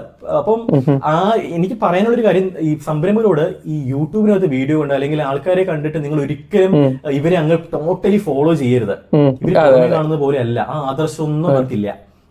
ഈവൻ ഞാനാണെന്നുണ്ടെങ്കിലും ആരാണെന്നുണ്ടെങ്കിലും ഞാൻ പറയുന്ന കാര്യങ്ങൾ എന്തെങ്കിലും സത്യസന്ധത ഉണ്ടോ അല്ലെങ്കിൽ പറയുന്ന കാര്യങ്ങൾ എന്തെങ്കിലും ഗുണമുണ്ടോ എന്നുള്ളത് നോക്കുക. ഒരിക്കലും ഈ വ്യക്തിയെ അങ്ങ് ടോട്ടലി കോപ്പി അടിച്ച് അവരെ ആരാധിച്ച് നടക്കരുത്, അതൊരിക്കലും ഗുണം ചെയ്യത്തില്ല. അപ്പൊ എന്നെ ചോദ്യത്തിന് ഉത്തരം ഇതാണ്, എന്നെ ഒരിക്കലും ഞാൻ ഒരു അവഗണന ഒരിക്കലും ഞാൻ ക്ലയൻസിനെ നേരിട്ടിട്ടില്ല. നേരിട്ടുള്ളതെല്ലാം സെയിം ലെവലിൽ നിൽക്കുന്ന അല്ലെങ്കിൽ എന്നെക്കാളും മുതിർന്നിട്ടുള്ള ആൾക്കാരുടെ കയ്യിൽ നിന്നാണ്. ട്രെയിനിങ് എടുക്കാൻ പോകുന്ന സമയത്ത് മുമ്പിൽ അത്യാവശ്യം നല്ല പ്രായമായിട്ടുള്ള ആൾക്കാരായിരിക്കും. നമ്മളിങ്ങനെ പോയിരുന്ന് നിൽക്കുന്ന സമയത്ത് തന്നെ അവര് ശ്രദ്ധിക്കത്തില്ല നമ്മളെ. കാരണം ഈ പയ്യൻ പറഞ്ഞിട്ട് എന്താ, എനിക്ക് അന്ന് വീഴുന്നറിയുന്നുണ്ടാവില്ല. അപ്പം ഇവൻ എന്ത് വന്ന് പറയാനാണ്, ഒരുമാതിരി മെലിഞ്ഞ രൂപം, ഇങ്ങനെ ഒരു ആറ്റിറ്റ്യൂഡിലായിരിക്കും ഇരിക്കുന്നത്. പിന്നെ പതിയെ നമ്മൾ ക്ലാസ് എടുത്തിട്ട് അവരെ കൈ എടുക്കുന്നത്. അപ്പം ആൾക്കാർക്ക് നമ്മൾ കാണുമ്പോൾ ഒരു പെർസെപ്ഷൻ ഉണ്ടാവും, ഈ വ്യക്തി പറയാൻ പോകുന്ന ഈ കാര്യം ഇതായിരിക്കും. അവരെ ടോട്ടലി നമ്മളങ്ങ് അത് ഇപ്പം പറഞ്ഞപ്പോ ഞാനൊരു പഴഞ്ചൊല്ലിന്റെ മനസ്സിൽ വന്ന്, ഒരാളെ ഒരു ദൈവരൂപത്തിൽ കാണുമ്പോ നെവർ മീറ്റ് യുവർ ഹീറോ എന്നാണല്ലോ പറയല്. മീറ്റ് ചെയ്ത് കഴിഞ്ഞാൽ വിഗ്രഹങ്ങളൊക്കെ ഒടിഞ്ഞു പോകും. പിന്നെ നമ്മളെ കേരളത്തില് അധികം സ്മോൾ സ്കെയിൽ ബിസിനസ്സുകളാണല്ലോ ഉള്ളത്. പക്ഷെ ഇവർക്ക് ഒരു ബിസിനസ് ഇപ്പോൾ അതിന്റെ ഓണർ തന്നെ ആയിരിക്കും മെയിനായിട്ട് അത് റൺ ചെയ്യുന്നുണ്ടാവുക. അത് സ്കെയിൽ ചെയ്യണമെങ്കിൽ എങ്ങനെ ആയാലും ഡെയിലി ഓപ്പറേഷൻസിൽ ആ ഓണർ ഇടപെട്ടിട്ട് സ്കെയിലപ്പ് ചെയ്യൽ വളരെ ഒരു ബുദ്ധിമുട്ടായിട്ടുള്ള കാര്യമായിരിക്കുമല്ലോ. അത് നെക്സ്റ്റ് ലെവലിലേക്ക് അവർക്ക് എങ്ങനെ സ്കെയിലപ്പ് ചെയ്യാൻ പറ്റും? സ്കെയിലപ്പ് എന്ന് ഉദ്ദേശിക്കുന്നത് ഞാൻ മനസ്സിലാക്കിയെടുത്തോളം നമ്മളെ നോർത്തിൽ സ്റ്റാർട്ട് ചെയ്യുന്ന പല സ്റ്റാർട്ടപ്സും ഒരു 2-3 ഇയേഴ്സിന്റെ ഉള്ളിൽ നമ്മളെ കേരളത്തിൽ, തമിഴ്നാട്ടിൽ, കർണാടകയിൽ ഒക്കെ വന്നു കഴിഞ്ഞിട്ടുണ്ടാവും. പക്ഷെ നമ്മൾ കേരളത്തിൽ സ്റ്റാർട്ട് ചെയ്യുന്ന ഒരു ബിസിനസ് ആണെങ്കിൽ ഒരു 10 കൊല്ലം കഴിഞ്ഞാലോ ഡൽഹിയിലോ അല്ലെങ്കിൽ അറ്റ്ലീസ്റ്റ് ബാംഗ്ലൂരിലോ പോലും എത്തിയിട്ടുണ്ടാവില്ല ആ കമ്പനി. അതിന്റെ കാരണം എന്താ? എനിക്ക് അറിയത്തില്ല. കുറച്ചുകൂടെ പിന്നെ ഞാൻ കുറച്ചു കാലമായിട്ട് ഇതിങ്ങനെ നോക്കുന്നതാണ് ഇതിനെ കുറിച്ചിട്ട്. എന്തുകൊണ്ട് നമ്മളെ കേരളത്തിൽ നിന്ന് ഇതേ രീതിയിൽ കമ്പനീസ് വരുന്നില്ല എന്നല്ല, വളരെ റെയർ ആയിട്ടേ വരുന്നുള്ളൂ. മറിച്ചിട്ട് നമ്മൾ ഇപ്പോഴത്തെ യൂസ് ചെയ്യുന്ന പ്രൊഡക്റ്റുകളൊക്കെ നോക്കുകയാണെങ്കിൽ കേരളത്തിന് പുറത്ത് ഡെവലപ്പ് ചെയ്ത പ്രൊഡക്ട്സ് ആണ്. നോർത്ത് ഇന്ത്യ അല്ലെങ്കിൽ എനിക്ക് തോന്നുന്നത് കേരളത്തില് നമ്പർ ഓഫ് ബിസിനസ്സസ് കൂടിയിട്ടുണ്ട് കഴിഞ്ഞ ഒരു 3 വർഷത്തെ എടുക്കുന്ന സമയത്ത്. കാരണം നമുക്ക് നേരിട്ട് അറിയാം, ബിസിനസ് രജിസ്ട്രേഷൻസ് ഒക്കെ നമ്മൾ സ്ഥിരമായിട്ട് ചെയ്യുന്നതുകൊണ്ട് തന്നെ ആളുകൾ ഒരുപാട് കമ്പനി ഫോർമേഷൻസ് ഒക്കെ ചെയ്യാനായിട്ട് നമ്മൾ അപ്രോച്ച് ചെയ്യുന്നത്. അപ്പം എണ്ണത്തിൽ വലിയൊരു വർധനവ് കോവിഡിന് ശേഷം വന്നിട്ടുണ്ട് നമ്മുടെ കേരളത്തില്. പക്ഷെ ഇതിൽ എത്ര ബിസിനസ്സുകളാണ് നിലനിന്ന് പോകുന്നതെന്നുള്ളൊരു ചോദ്യമാണ്. കാരണം പല ബിസിനസ്സിനും ഒരു പ്രോപ്പർ ഒരു ബിസിനസ് മോഡൽ ഉണ്ടാവില്ല, പ്രോപ്പർ ആയിട്ടുള്ള ഒരു സ്ട്രക്ചർ ഉണ്ടാവില്ല. അപ്പം ഇത് വളരുന്നതിന് മുമ്പേ അത് അങ്ങ് ചത്തുപോകും, അതിന് അങ്ങ് മുരടിച്ചു പോകും. അപ്പോൾ അതുകൊണ്ടായിരിക്കാം അത് എക്സ്പാൻഡ് ചെയ്യാനായിട്ടുള്ള ഒരു ബുദ്ധിമുട്ട് വരുന്നത്. പിന്നെ മറ്റൊന്ന് ഇതാണ്, നമുക്ക് കേരളത്തിൽ നിന്നുകൊണ്ട് ഞാൻ മുമ്പ് പറഞ്ഞതുപോലെ തന്നെ നല്ല എംപ്ലോയീസ് ഇല്ല, നല്ലൊരു ടീമിനെ ബിൽഡ് ചെയ്യാൻ വളരെ ബുദ്ധിമുട്ടാണ്. അപ്പൊ ഈ ടീം ബിൽഡ് ചെയ്തിട്ട് നമുക്ക് അടുത്ത ഘട്ടത്തിലേക്ക് നമുക്ക് പതിയെ വളർത്താൻ കഴിയത്തുള്ളൂ. അപ്പം അതൊരു ചാലഞ്ചാണ്. മറ്റൊരു ചാലഞ്ച്, നമുക്ക് ഹിന്ദി അറിയത്തില്ല, നമുക്ക് നേരെ ഇംഗ്ലീഷും അറിയത്തില്ല എന്നുള്ളതാണ് യാഥാർത്ഥ്യം. പക്ഷെ നേരെ തമിഴ്നാട്ടിലേക്ക് പോയി കഴിഞ്ഞാൽ അവൻ വിദ്യാഭ്യാസം ഇല്ലാന്നുണ്ടെങ്കിൽ പോലും റോഡ് സൈഡിൽ പഴം വിൽക്കാൻ നിൽക്കുന്നവൻ പോലും നല്ല രീതിയിൽ ഇംഗ്ലീഷ് സംസാരിക്കും.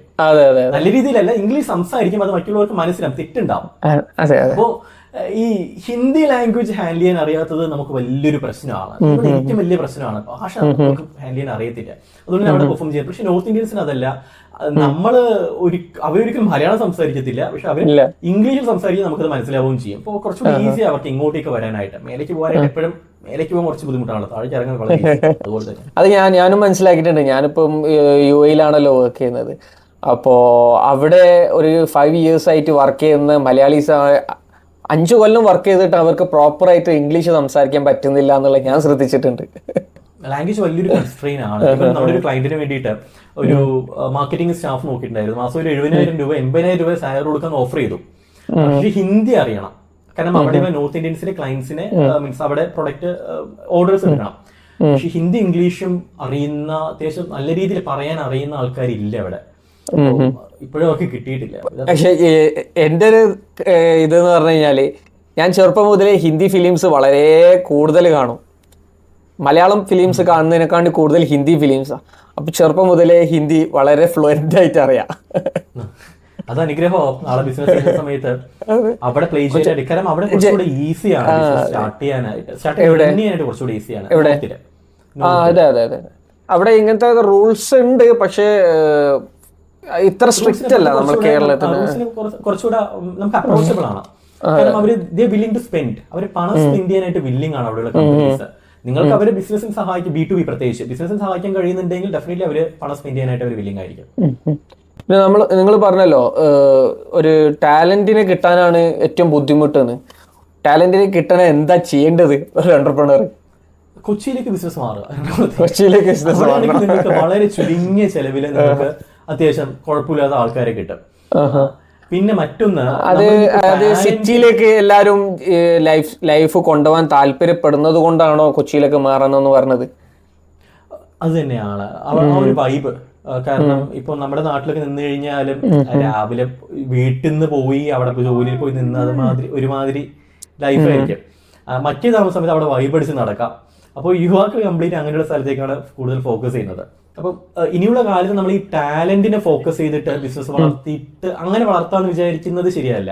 കാരണം നമുക്ക് ടാലന്റിനെ കിട്ടാൻ ഒന്നാമത് ബുദ്ധിമുട്ടായിരിക്കും. സോ നമ്മൾ കൂടുതൽ ഓട്ടോമേഷൻ ഇമ്പോർട്ടൻസ് കൊടുക്കുക. നമുക്ക് ഓട്ടോമേറ്റ് ചെയ്യാൻ കഴിയുന്ന കാര്യങ്ങളെല്ലാം നമ്മൾ ഓട്ടോമേറ്റ് ചെയ്യുക.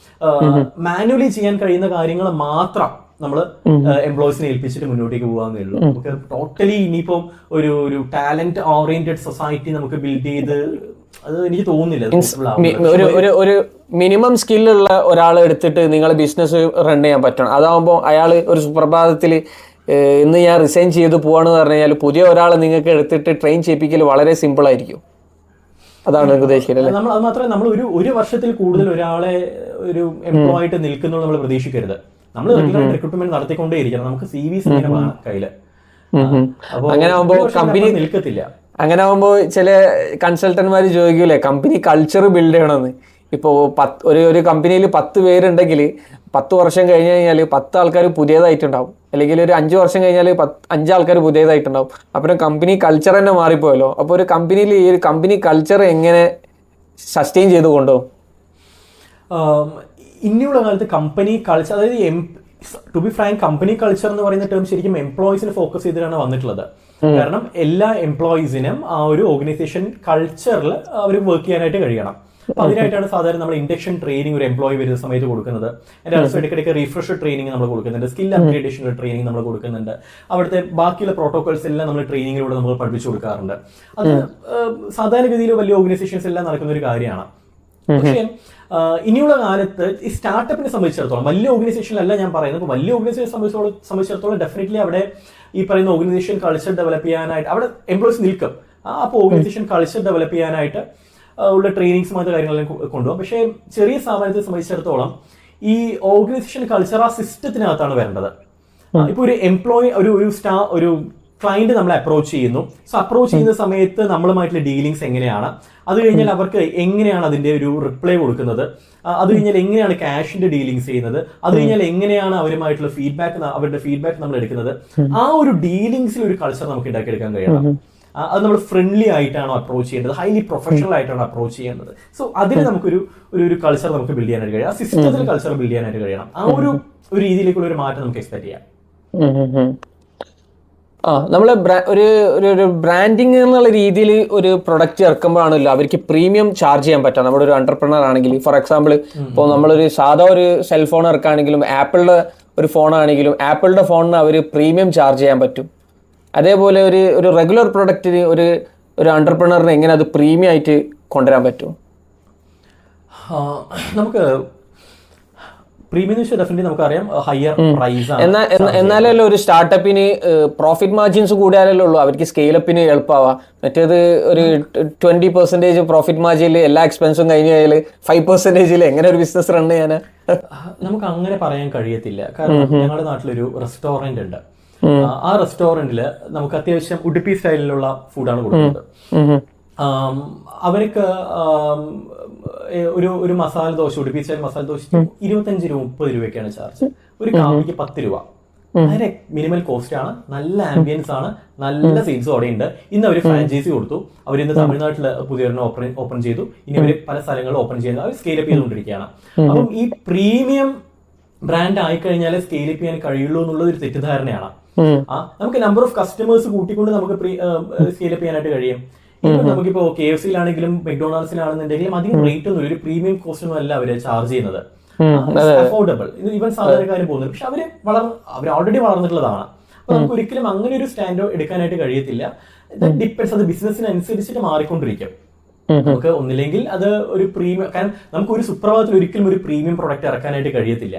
പ്രീമിയം വന്നത് ട്രസ്റ്റ് ബിൽഡ് ചെയ്യുന്ന സമയത്താണ്. ആൾക്കാർക്കിടയിൽ നമ്മുടെ ബ്രാൻഡിനെ കുറിച്ചൊരു ട്രസ്റ്റ് വന്നു. ട്രസ്റ്റ് വന്നു കഴിഞ്ഞാൽ നമുക്കത് ഹയർ പ്രൈസിൽ മറ്റൊരു പ്രോഡക്റ്റ് ഇറക്കാനായിട്ട് കഴിയുന്നുള്ളൂ. അത് ഗ്രാജുവലി സംഭവിക്കേണ്ടതാണ്. നമ്മൾ റെസ്റ്റോറൻറ്റിനെ പറഞ്ഞല്ലോ, റെസ്റ്റോറൻറ്റിന് 2 രീതിയിൽ സ്കെയിലപ്പ് ചെയ്യാൻ പറ്റും. ഒന്ന് ഫ്രാഞ്ചൈസി കൊടുത്തിട്ട്, അല്ലെങ്കിൽ കമ്പനി ഓണർ തന്നെ രണ്ടാമത്തെ ഔട്ട്ലെറ്റ് ഇടല്. ഇതിൽ ഏതാണ് ബെറ്റർ ആയിട്ട് ചെയ്യേണ്ടത്? രണ്ടാമത്തെ കേസ് സൂട്ടബിൾ. അതെ സൂട്ടബിൾ ആയിട്ട് പറഞ്ഞോളൂ. അതെ, കമ്പനി ഓണർ തന്നെ അത് റൺ ചെയ്യാന്ന് പറയുന്നത് കുറച്ചുകൂടെ ഹെക്ടിക് ആയിരിക്കും. കാരണം എല്ലാ കാര്യങ്ങളും അവർ നോക്കേണ്ടതായിട്ട് വരും. അവിടെ മാനേജറിനെ വെച്ച് നോക്കണം. മാത്രമല്ല ഇൻവെസ്റ്റ്മെന്റ് എത്രത്തോളം ഹ്യൂജ് ആയിട്ട് ചെയ്യേണ്ടതായിട്ട് വരും. അപ്പം ഞാൻ പ്രിഫർ ചെയ്യുന്നത് ഫ്രാഞ്ചൈസി തന്നെയാണ്, ഒരു ഫ്രാഞ്ചൈസി മോഡൽ തന്നെയാണ്. അപ്പൊ നമുക്ക് ആദ്യം പക്ഷെ ഈ പ്രശ്നം ഇതാണ്, ഇന്നത്തെ പല ചെറിയ റെസ്റ്റോറൻറ്റ്സ് കഫേസും സ്റ്റാർട്ട് ചെയ്യുന്നതിന് മുമ്പേ അവർ പ്ലാൻ ചെയ്യും ഇത് ഫ്രാഞ്ചൈസി ആയിട്ട് സ്റ്റാർട്ട് ചെയ്യണത്. അപ്പൊ സ്റ്റാർട്ട് ചെയ്ത് 1 മാസം കഴിഞ്ഞ് ഫ്രാഞ്ചൈസി കൊടുക്കാൻ തുടങ്ങാം. നമ്മൾ എന്തിനാണ് ഒരു ഫ്രാഞ്ചൈസി എടുക്കുന്നത്? ഇപ്പോൾ നമ്മള് ഒട്ടും അറിയാത്തൊരു ബ്രാഞ്ചിന്റെ ഫ്രാഞ്ചൈസി നമ്മൾ ഓപ്പൺ ചെയ്തു, നമ്മൾ ഫ്രാഞ്ചൈസി എടുത്തു എന്നുണ്ടെങ്കിൽ ഒറ്റ മനുഷ്യൻ അവിടെ കയറത്തില്ല. കാര്യം ഇതൊന്നും ആൾക്കാർക്ക് അറിയത്തില്ല. അപ്പൊ നേരെ വിളിച്ച് നമുക്ക് സ്വന്തമായിട്ട് നമ്മുടെ ബ്രാൻഡ് നെയിം ഇറക്കിക്കൂടെ? ഇവന്റെ ഫ്രാഞ്ചൈസി ഇതിന്റെ പേരിൽ നമ്മൾ ഇറക്കേണ്ട ആവശ്യമുണ്ടോ? ഇല്ലല്ലോ. അപ്പം അത്യാവശ്യം ഒരു പബ്ലിസിറ്റി കിട്ടിയിട്ടുള്ള ഒരു ബ്രാൻഡ് ആണെന്നുണ്ടെങ്കിൽ അതിന് നമുക്ക് ഫ്രാഞ്ചൈസി ആയിട്ട് കൊടുക്കാം. അല്ലാന്നുണ്ടെങ്കിൽ വളരെ മികച്ച ഒരു സിസ്റ്റം ഉള്ള ഒരു ബ്രാൻഡ്, അല്ലെങ്കിൽ വളരെ ഒരു എക്സ്പേർട്ട് നോളേജ് ഉള്ള ഒരു പ്രോസസ്സിലൂടെ കടന്നുപോയിട്ട് ഒരു പ്രോഡക്റ്റ് ഡെവലപ്പ് ചെയ്യുകയാണെങ്കിൽ അത്തരത്തിലുള്ള ഒരു പ്രോസസ് ആണെന്നുണ്ടെങ്കിൽ അതിന് നമുക്ക് ഫ്രാഞ്ചൈസി കൊടുക്കാം. അല്ലാതെ ഇന്നലെ വന്നിട്ടുള്ള ആർക്കും ചെയ്യാൻ കഴിയുന്ന ഒരു ബിസിനസ്സിനെ നമുക്ക് ഒരിക്കലും ഫ്രാഞ്ചൈസി കൊടുത്തു കഴിഞ്ഞാൽ സക്സസ്ഫുൾ ആവത്തില്ല. പക്ഷെ ഫ്രാഞ്ചൈസി നമ്മൾ ഇപ്പോൾ എക്സാമ്പിൾ പറയുകയാണെങ്കിൽ നമ്മൾ ഓൾറെഡി നല്ലപോലെ റൺ ചെയ്യുന്ന ഒരു ഹോട്ടലാണ് അല്ലെങ്കിൽ റെസ്റ്റോറൻ്റ് ആണ്, അതിന് ഫ്രാഞ്ചൈസി കൊടുത്തു കഴിഞ്ഞാൽ ആ ഫ്രാഞ്ചൈസി എടുക്കുന്ന ആള് പ്രോപ്പറായിട്ട് ഇതേ റെസ്റ്റോറൻറ്റിൻ്റെ ക്ലീനിനെസ്സും ക്വാളിറ്റിയിലും കാര്യങ്ങൾ ചെയ്തോളണം എന്നുള്ള നിർബന്ധമില്ലല്ലോ. അതിന് പ്രോപ്പർ ഫ്രാഞ്ചൈസി എഗ്രിമെന്റ് വെക്കുന്നത്. കാരണം ആ ഫ്രാഞ്ചൈസി എഗ്രിമെന്റിനകത്ത് കൃത്യമായിട്ട് നമ്മൾ മെൻഷൻ ചെയ്തിട്ടുണ്ടാകും ഇത്ര സ്ക്വയർ ഫീറ്റിലുള്ള റൂം ആയിരിക്കണം, അവിടുത്തെ ഓപ്പറേഷൻസ് ഈ രീതിയിലൊക്കെയാണ് ചെയ്യേണ്ടത്, സ്റ്റാഫിന് ഉള്ള ഡ്രസ്സിങ് ഇങ്ങനെയൊക്കെ ആയിരിക്കണം, അവരുടെ ട്രെയിനിങ് ഇപ്പോഴൊക്കെ അതൊക്കെ ഇവരൊക്കെയും കൊടുക്കുന്നത്, ഈ ഫ്രാഞ്ചൈസി കൊടുക്കുന്നത് ട്രെയിനിങ് എങ്ങനെയായിരിക്കണം.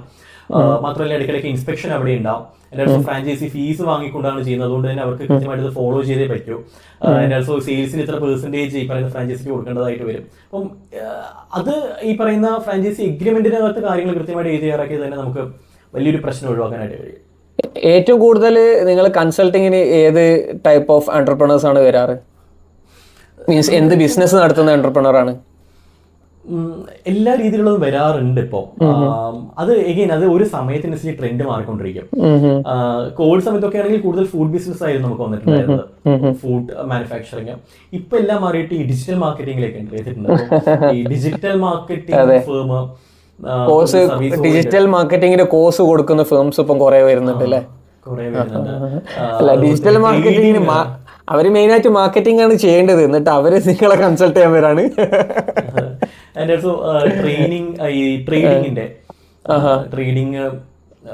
സ്റ്റോക്ക് മാർക്കറ്റ് ട്രേഡിംഗ് അല്ലേ? അതെ അതെ അതെ, ഞാൻ ശ്രദ്ധിച്ചിട്ടുണ്ട്. ഇപ്പൊ നമ്മളൊരു മാർക്കറ്റ് ട്രെൻഡ് എന്ന് ഞാൻ മനസ്സിലാക്കിയെടുത്തോളം അധികം ടീച്ചിങ് റിലേറ്റഡ് കമ്പനീസ് ആണ് പൊന്തി വരുന്നത് എന്ന് ഞാൻ മനസ്സിലാക്കിയത്. ഇതിൽ മെയിനായിട്ട് ഡിജിറ്റൽ മാർക്കറ്റിംഗും ട്രേഡിങ്ങും ഞാൻ രണ്ടും ശ്രദ്ധിച്ചിട്ടുണ്ട്. വേറെ ഏതെങ്കിലും ഉണ്ടോ എന്നുള്ളത് അറിയില്ല. അതിനുള്ള കാരണം എന്താണെന്നറിയോ? അറിയില്ല. ഈ ടീച്ചിങ് കാരണം പണ്ട് B A history, B A geography ഈ കോഴ്സുകളൊക്കെ കഴിഞ്ഞാൽ വേറെ ഒരു പണിയും കിട്ടത്തില്ല. ഇപ്പൊ കിട്ടുകയാണെങ്കിൽ സർക്കാർ മേഖലയിൽ കയറണം, അല്ലാന്നുണ്ടെങ്കിൽ അടുത്ത ഓപ്ഷൻ ടീച്ചിങ് ആണ്. കാരണം അത് ബി എ ഹിസ്റ്ററി പഠിക്കുന്നു, എം എ ഹിസ്റ്ററി പഠിക്കുന്നു, നെറ്റ് എഴുതുന്നു, അങ്ങനെ ടീച്ചിങ് അല്ലെങ്കിൽ ബി എഡ് ചെയ്തിട്ട് നമ്മൾ ടീച്ചറായിട്ട് കയറുന്നു. ഈ ഒരു സിസ്റ്റമാണ് ഉണ്ടായത്. കാരണം വേറെ ജോലി കിട്ടില്ല അത് പഠിച്ചു കഴിഞ്ഞാൽ, പ്രൈവറ്റ് സെക്ടറിലോ അല്ലെങ്കിൽ അങ്ങനെ ജോലി കിട്ടുന്നൊന്നുമല്ല. അത് നേരെ ഇങ്ങോട്ടേക്ക് മാറിയിട്ടുണ്ട്. ഇവിടെ ഇപ്പോൾ സ്റ്റോക്ക് ട്രേഡിംഗ് പഠിച്ച ഒരാൾക്ക് സ്റ്റോക്ക് ട്രേഡിംഗ് ചെയ്തുകൊണ്ട് അവനെ വരുമാനം ഉണ്ടാക്കാൻ കഴിയുന്നില്ല. അപ്പോൾ അവൻ എന്ത് ചെയ്യുന്നു? സ്റ്റോക്ക് ട്രേഡിംഗ് എങ്ങനെ ചെയ്യുന്നത് പഠിപ്പിച്ചു കൊടുക്കുന്നു. ആ ഒരു ചെയിനാണത്. ഡിജിറ്റൽ മാർക്കറ്റിംഗ് പഠിച്ചൊരു വ്യക്തിക്ക് ഡിജിറ്റൽ മാർക്കറ്റിംഗ് ചെയ്ത് കൊടുത്തുകൊണ്ട് അവനെ ഇൻകം ജനറേറ്റ് ചെയ്യാൻ കഴിയുന്നില്ല, അതിനുള്ള സ്കില്ലില്ല. അപ്പോൾ അവൻ എന്ത് ചെയ്യുന്നു? ഡിജിറ്റൽ മാർക്കറ്റിംഗ് പഠിപ്പിച്ചു കൊടുക്കുന്ന ഒരു സ്ഥാപനം അവൻ ചെയ്യുന്നു. ഇതാണ്. ഇത് കുറച്ച് കഴിഞ്ഞാല് ഈ മേഖല അങ്ങ് പോകും. കാരണം എത്ര ഡിജിറ്റൽ മാർക്കറ്റിംഗ് ഏജൻസീസ് ആണ്, എത്ര ഡിജിറ്റൽ മാർക്കറ്റിംഗ് ചെയ്യുന്ന ടീംസ് ആണ്. അതുകൊണ്ട് തന്നെ അധികം ആയുസ് ഉണ്ടെന്ന് എനിക്ക് ഒരു ഫോർ എക്സാമ്പിൾ നമ്മളിപ്പോൾ ട്രേഡിങ്ങിൻ്റെതാണല്ലോ പറഞ്ഞത്. ഒരു 2 പേര് ട്രേഡിങ്ങിൻ്റെ ഒരു കോഴ്സ് അല്ലെങ്കിൽ ഒരു എഡ്യൂക്കേഷൻ ഇൻസ്റ്റിറ്റ്യൂട്ട് സ്റ്റാർട്ട് ചെയ്ത്, അപ്പോൾ ഇത് കണ്ടിട്ട് ബാക്കി എല്ലാവരും ഇതേ രീതിയിൽ ട്രേഡിംഗ് ഇൻസ്റ്റിറ്റ്യൂട്ട് സ്റ്റാർട്ട് ചെയ്യുന്നു.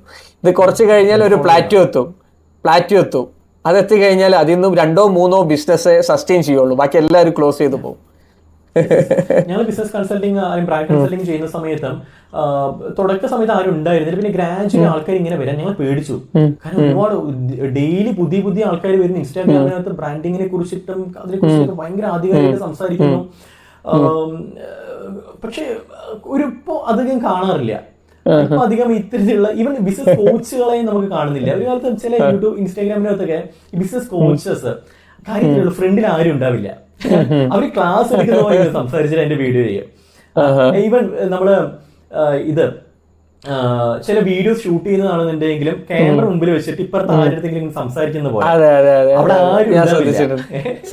ശ്രദ്ധിച്ചിട്ടുണ്ട്. അപ്പോ അതിനൊക്കെ അത് അങ്ങ് കുറഞ്ഞു. ഇപ്പോ ആൾക്കാർ അധികം കിട്ടുന്നില്ല, കാരണം അതിൽ നിന്നിട്ട് വലിയ വരുമാനം കിട്ടുന്നില്ല അവർക്ക് മനസ്സിലായി. അവര് വേറെ ഏതൊക്കെയോ മേച്ചിൽ പുറങ്ങൾ തേടി അങ്ങ് പോയി. അപ്പോ ഇത് if you are good at something നമ്മളതിൽ സ്റ്റിക്ക് ഓൺ ചെയ്താൽ മതി, നമ്മൾ ഗ്രാജുവലി വളർന്നോളൂ. ഒരു അസ്പയറിംഗ് ആയിട്ടുള്ള ഒരു എന്റർപ്രണറിനോട് നിങ്ങൾക്ക് എന്താ പറയാനുള്ളത്? നന്നായി വരും. അല്ല, അവർക്ക് ഞാൻ മനസ്സിലാക്കിയെടുത്തോളം ഒരു എന്റർപ്രണറിയൽ ജേണി എന്ന് പറഞ്ഞു കഴിഞ്ഞാൽ 10 കൊല്ലം കഴിഞ്ഞാലേ അവനിക്ക് എന്തെങ്കിലും ഒരു കാര്യം എത്തുള്ളൂ എന്നുള്ളൊരു അറിവ് വരുള്ളൂ എന്നാണ് ഞാൻ മനസ്സിലാക്കിയത്. ഫോർ എക്സാമ്പിൾ ഞാനിപ്പോൾ ഈ ഒരു സ്റ്റാർട്ടപ്പ് റിലേറ്റഡ് ഇതിൽ പറഞ്ഞു കഴിഞ്ഞാൽ ഏകദേശം ഞാൻ കോളേജ് പഠിക്കുമ്പോൾ തുടങ്ങിയിട്ടുണ്ട്. 2013, 2014 ഏകദേശം 10 years ആയി. ഇപ്പോഴാണ് എനിക്ക് എന്തെങ്കിലും ഒന്ന് നടക്കുന്നുണ്ട് എന്ന് എനിക്ക് മനസ്സിലായത്. അതാ ഞാൻ ചോദിക്കാൻ കാരണം. അല്ലേ, നമ്മളിപ്പോ വീഡിയോ ഷൂട്ട് ചെയ്യുമ്പോൾ സമയം നോക്കുന്ന സമയത്ത് 12 മണിയായി രാത്രി. അതെ. അപ്പോ ഈ 9 മണി രാവിലെ ഒരു 10 മണിക്ക് കയറിയിട്ട് ഒരു 5 മണി 6 മണിക്ക് ഇറങ്ങുന്ന ഒരു പരിപാടിക്ക് എക്സ്പെക്ട് ചെയ്ത് വരികയാണെന്നുണ്ടെങ്കിൽ ഇത് പറ്റുന്ന ഒരു പരിപാടിയല്ല. നമ്മളത് പല ആൾക്കാരും വർക്ക് ചെയ്യേണ്ടതായിട്ട് വരും. എല്ലാവരും പറയുന്ന ഒരു കാര്യം തന്നെയാണത്. സമയം ഒരു പ്രശ്നമല്ല, പക്ഷെ നമ്മളത് പണിയെടുക്കേണ്ടതായിട്ട് വരും. എഫേർട്ട് എടുക്കാൻ വില്ലിങ് ആവണം. എഫേർട്ട് എടുക്കാൻ വില്ലിങ് ആവുന്നവർ തന്നെയാണ് വരുന്നത്. ആൾക്കാർ ഇന്ന് ബിസിനസ്സിലേക്ക് ഇറങ്ങുന്നത്, യുവാക്കൾ ബിസിനസ്സിലേക്ക് ഇറങ്ങുന്നതിന്റെ പ്രധാനപ്പെട്ട ഉദ്ദേശം ഫൈനാൻഷ്യൽ ഫ്രീഡം തന്നെയാണ്. ഫൈനാൻഷ്യൽ ഫ്രീഡം വേണം, ആൻഡ് ധാരാളം സമയവും വേണം. ഒരാൾ അണ്ടർ വർക്ക് ചെയ്യാൻ വയ്യ, കാരണം നീഡ്സ് കൂടി. അവൻ ഇന്ന് സാധാരണ ഫോൺ പോരാ, ഐഫോൺ വേണം. സാധാരണ ലാപ്പ് പോരാ, മാക് വേണം. സാധാരണ കാറ് പോരാ, അവന് അത്യാവശ്യം നല്ല പ്രീമിയം കാറ് വേണം. സാധാരണ നല്ലൊരു ലിവിങ് സിറ്റുവേഷൻ അവന് ഉണ്ടാക്കിയെടുക്കണം. നല്ല കാര്യം തന്നെ. പക്ഷേ അത്രക്കും സാലറി കൊടുക്കാനുള്ള ഒരു കമ്പനി നമ്മളെ കൺട്രിയിലില്ല, അല്ലെങ്കിൽ നമ്മളെ കേരളത്തിലില്ല എന്ന് ഞാൻ മനസ്സിലാക്കിയത്. ഇല്ല. അപ്പൊ മാസം ഒരു 20,000 25,000 കിട്ടി കഴിഞ്ഞാൽ ഇത് നമുക്ക് മീറ്റ് ചെയ്യാൻ കഴിയത്തില്ല ഈ ചെലവുകള്. കാരണം ഒരു സിനിമയ്ക്ക് കയറി കഴിഞ്ഞാൽ തന്നെ നമ്മുടെ കയ്യിൽ നല്ല കാശ് കൂടി 1000 രൂപ എങ്ങനെയായാലും വരും. അതാണ്. അപ്പൊ ഭക്ഷണം കഴിക്കാൻ കയറി കഴിഞ്ഞാൽ അപ്പം അതുകൊണ്ട് മനുഷ്യന് അവന്റെ ആ ഒരു നീഡ് സാറ്റിസ്ഫൈ ചെയ്യാൻ കഴിയുന്നില്ല. അപ്പൊ അതുകൊണ്ട് എല്ലാവരും സ്റ്റാർട്ടപ്പിലേക്ക് ഇറങ്ങുന്നു. എന്തെങ്കിലും ബിസിനസ് ചെയ്ത് കഴിഞ്ഞാൽ നമുക്ക് വളരാന്നുള്ളത്. പക്ഷെ അവർക്ക് മനസ്സിലാവില്ലല്ലോ, ഡെയിലി ഒരു 20 മണിക്കൂർ ചിലപ്പോ അവർ സ്പെൻഡ് ചെയ്യേണ്ടി ഒരു സ്റ്റാർട്ടപ്പ് ബിൽഡ് ചെയ്യണമെങ്കിൽ എന്നുള്ളതായിട്ട് വരും. അത് നന്നായിട്ട് അതിൽ പ്രത്യേകിച്ച് പഠിക്കാൻ നമ്മൾ യൂസ് ചെയ്യണം. ലേണിങ്ങിന് നല്ല രീതിയിൽ പുറകെ കുറെ ബുക്കുകൾ അടുക്കി വെച്ചിട്ടുണ്ട്. പഠിക്കുന്നത് ഷോയ്ക്ക് വേണ്ടി വെച്ചിട്ടുള്ളതല്ല, പഠിക്കാൻ വേണ്ടി വെച്ചിട്ടുള്ളത് തന്നെയാണ്. അപ്പോൾ ലേണിങ്ങിന് നമ്മൾ എത്ര വർഷം കഴിഞ്ഞാലും പഠിക്കാൻ വേണ്ടി സമയം സ്പെൻഡ് ചെയ്തില്ല എന്നുണ്ടെങ്കിൽ നമുക്ക് വളരാൻ കഴിയത്തില്ല. നമ്മൾ കോളേജ് ഈ പലരും പറയുന്നുണ്ട്, നിങ്ങൾ സ്കൂളിലും കോളേജിലും പോകണ്ട, കോളേജ് ഡ്രോപ്പ് ഔട്ട്സ് ബിസിനസ് ചെയ്ത് കഴിഞ്ഞാൽ വളരത്തുള്ളൂ. ഒരുപക്ഷെ 1-2 അത് ഞാനിപ്പോ ഇന്നലെ മെനിയാന്നിട്ട് ഒരു വീഡിയോ കണ്ടിട്ടുണ്ട്. ഡ്രോപ്പ് ഔട്ട് ചെയ്ത ആൾക്കാർ സക്സസ്ഫുൾ ആവാൻ ചാൻസസ് കാരണം എന്താ വെച്ച് കഴിഞ്ഞാൽ, ഈ പഠിച്ച അല്ലെങ്കിൽ MBA എടുത്ത ആൾക്കാർ അവർ കമ്പയർ ചെയ്യുമ്പോൾ വിചാരിക്കും എനിക്കൊന്നും അറിയില്ല എന്നുള്ളത്. അപ്പോൾ അവരുടെ മെന്റാലിറ്റി ഓട്ടോമാറ്റിക്കലി എല്ലാ കാര്യങ്ങളും ഞാൻ പഠിക്കണം എന്നുള്ള രീതിയിലായിരിക്കും. അങ്ങനെയാണ് വേണ്ടത്. പക്ഷെ ഇവര് പഠിത്തമേ വേണ്ടെന്ന് വിചാരിക്കുന്നവരുണ്ട്, ലേണിംഗേ വേണ്ട. പക്ഷെ നമ്മൾ കോളേജിൽ സ്കൂൾസിലൊക്കെ നമ്മൾ പല ലേണിംഗ് സ്റ്റൈൽസ് പഠിക്കും.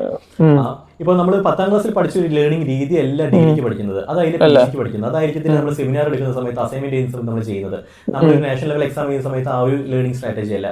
ഈ ലേണിംഗ് സ്ട്രാറ്റജീസ് ഇവിടെ നമ്മൾ പഠിച്ചു കഴിഞ്ഞാൽ ബിസിനസ്സിൽ നമുക്ക് ഇംപ്ലിമെന്റ് ചെയ്യാൻ കഴിയത്തുള്ളൂ. ബിസിനസ്സിൽ പല കാര്യങ്ങളും നമ്മൾ പഠിക്കേണ്ടതായിട്ട്, പുസ്തകത്തിൽ മാത്രമല്ല, ഒരാളിൽ നിന്ന് നമ്മൾ പഠിക്കേണ്ടതായിട്ട് വരും. ഒരാൾ നമ്മളെ വിളിക്കുന്ന സമയത്ത് അയാളുടെ ആറ്റിറ്റ്യൂഡ് നമ്മൾ മനസ്സിലാക്കേണ്ടതായിട്ട് വരും. അയാളുടെ ബോഡി ലാംഗ്വേജ് നമുക്ക് കാര്യങ്ങൾ മനസ്സിലാക്കി. ഇവൻ ക്ലയന്റ് നമ്മുടെ മുമ്പിൽ ഇരിക്കുകയാണെന്നുണ്ടെങ്കിലും നമ്മൾ അവനുമായിട്ട് ബാർഗെയിൻ ചെയ്യുന്ന സമയത്ത് അവന്റെ ബോഡി ലാംഗ്വേജും അവന്റെ ആറ്റിറ്റ്യൂഡും വെച്ചുകൊണ്ട് നമുക്ക് മെഷർ ചെയ്യണം എത്ര പിച്ച് ചെയ്ത് കഴിഞ്ഞാൽ അവൻ എടുക്കുന്നുള്ളത്. ആ ഒരു സ്കില്ല് ഞാൻ മനസ്സിലാക്കിയത്, ആ ഒരു സ്കില്ല് കിട്ടണമെങ്കിൽ സെയിൽസിൽ അറ്റ്ലീസ്റ്റ് നിങ്ങളൊരു 1 year എങ്കിലും പോയി കഴിഞ്ഞാൽ ഒരു എന്റർപ്രണറിന് വളരെ യൂസ്ഫുൾ ആയിട്ടുള്ള കാര്യങ്ങൾ പഠിക്കാൻ പറ്റും എന്നുള്ളത് ഞാൻ മനസ്സിലാക്കിയിട്ടുണ്ട്. അല്ലാണ്ട് സ്കിൽ ഡെവലപ്മെന്റ് സാധ്യമാവുന്നത് ഡെഫിനറ്റ്ലി കോളേജിൽ നിന്നും സ്കൂളിൽ നിന്നും കിട്ടുന്ന ആ സ്റ്റഫ് തന്നെയാണെന്നാണ് ഞാൻ വിശ്വസിക്കുന്നത്. 3 ബുക്കിന്റെ കാര്യം പറഞ്ഞല്ലോ ബാക്കിലുള്ളത്. ഒരു എന്റർപ്രണറിന് മസ്റ്റ് റീഡ് 3 ബുക്ക് ഏതാണ്?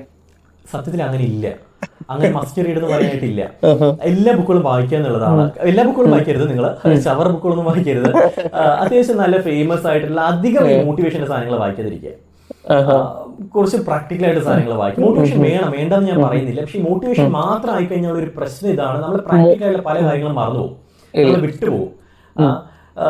നമ്മൾ പണത്തെ ഇങ്ങനെ ആഗ്രഹിച്ചുകൊണ്ടിരുന്നു കഴിഞ്ഞാൽ പണം നമ്മൾ വരും, അഫർമേഷൻ ചെയ്ത് കഴിഞ്ഞാൽ പണം വരും. പക്ഷെ വേണം നമുക്ക്, നമ്മൾ ലോ ഓഫ് അട്രാക്ഷനിൽ വിശ്വസിക്കണം. പക്ഷെ അത് മാത്രം പണിയെടുക്കാതെ ഇരുന്ന് നമ്മൾ ധ്യാനിച്ച് ലോ ഓഫ് അട്രാക്ഷൻ വിചാരിച്ചുകൊടുക്കുന്ന കാശ് വരത്തില്ല. നമ്മൾ പണിയെടുക്കേണ്ടതായിട്ട് ഞാൻ മനസ്സിലാക്കിയെടുത്തോളം അല്ല. സോ നമ്മൾ ഇന്ന പുസ്തകം എന്നുള്ളതല്ല, ഇപ്പൊ ഇവിടെ ഉള്ളതിന് എനിക്ക് നിങ്ങൾക്ക് ഇഷ്ടപ്പെട്ട 3 ബുക്ക് ഏതാണ്? എനിക്ക് ഞാൻ മിക്കവാറും ഇവിടെ എല്ലാ മാനേജ്മെന്റ് ബുക്സ് ആണ് എൻ്റെ കയ്യിൽ ഉള്ളത്. അപ്പോൾ എനിക്കതിൽ ഒന്ന് ഇപ്പൊ പറയുകയാണെങ്കിൽ ഫണ്ട് റൈസിങ് ഡീകോഡർ എന്ന് പറയുന്ന ഒരു ബുക്ക് എനിക്ക് ഇഷ്ടമാണ്. പ്യൂർലി ടെക്നിക്കൽ ആണ് അതിനകത്ത്. ഇൻഡസ്ട്രി ഹാൻഡ് ബുക്ക് ഞാൻ റെഗുലർ ആയിട്ട് വായിക്കാറുണ്ട് ഇൻഡസ്ട്രീസിനെ കുറിച്ച് മനസ്സിലാക്കാനായിട്ട്. അതുപോലെ തന്നെ സ്റ്റാർട്ട് വിത്ത് വൈ, സൈമൺ സ്നീക്കിന്റെ ഗോൾഡൻ സർക്കിൾ, അതെനിക്ക് ഫേവറേറ്റ് ആയിട്ടുള്ള ഒരു ബുക്കാണ്. പിന്നെ ഡു എപ്പിക് ഷിറ്റ് എന്ന് പറയുന്ന പുസ്തകം, ഇത്തരത്തിലുള്ള ബുക്സ് വായിക്കാറുണ്ട്. ഇപ്പം നമ്മളെ ബിസിനസ് ഫീൽഡിൽ ഇപ്പം വളരെ സ്പീഡിൽ കുറേ കാര്യങ്ങൾ വരുന്നുണ്ടല്ലോ. ഇപ്പം മാർക്കറ്റിങ്ങിലായാലും AI യൂസ് ചെയ്തിട്ട് തന്നെ മാർക്കറ്റിങ്ങിന് കുറേ കാര്യങ്ങൾ ചെയ്യാൻ പറ്റുന്നുണ്ട്, സെയിൽസിലേക്ക് കയറ്റാൻ പറ്റുന്നുണ്ട്.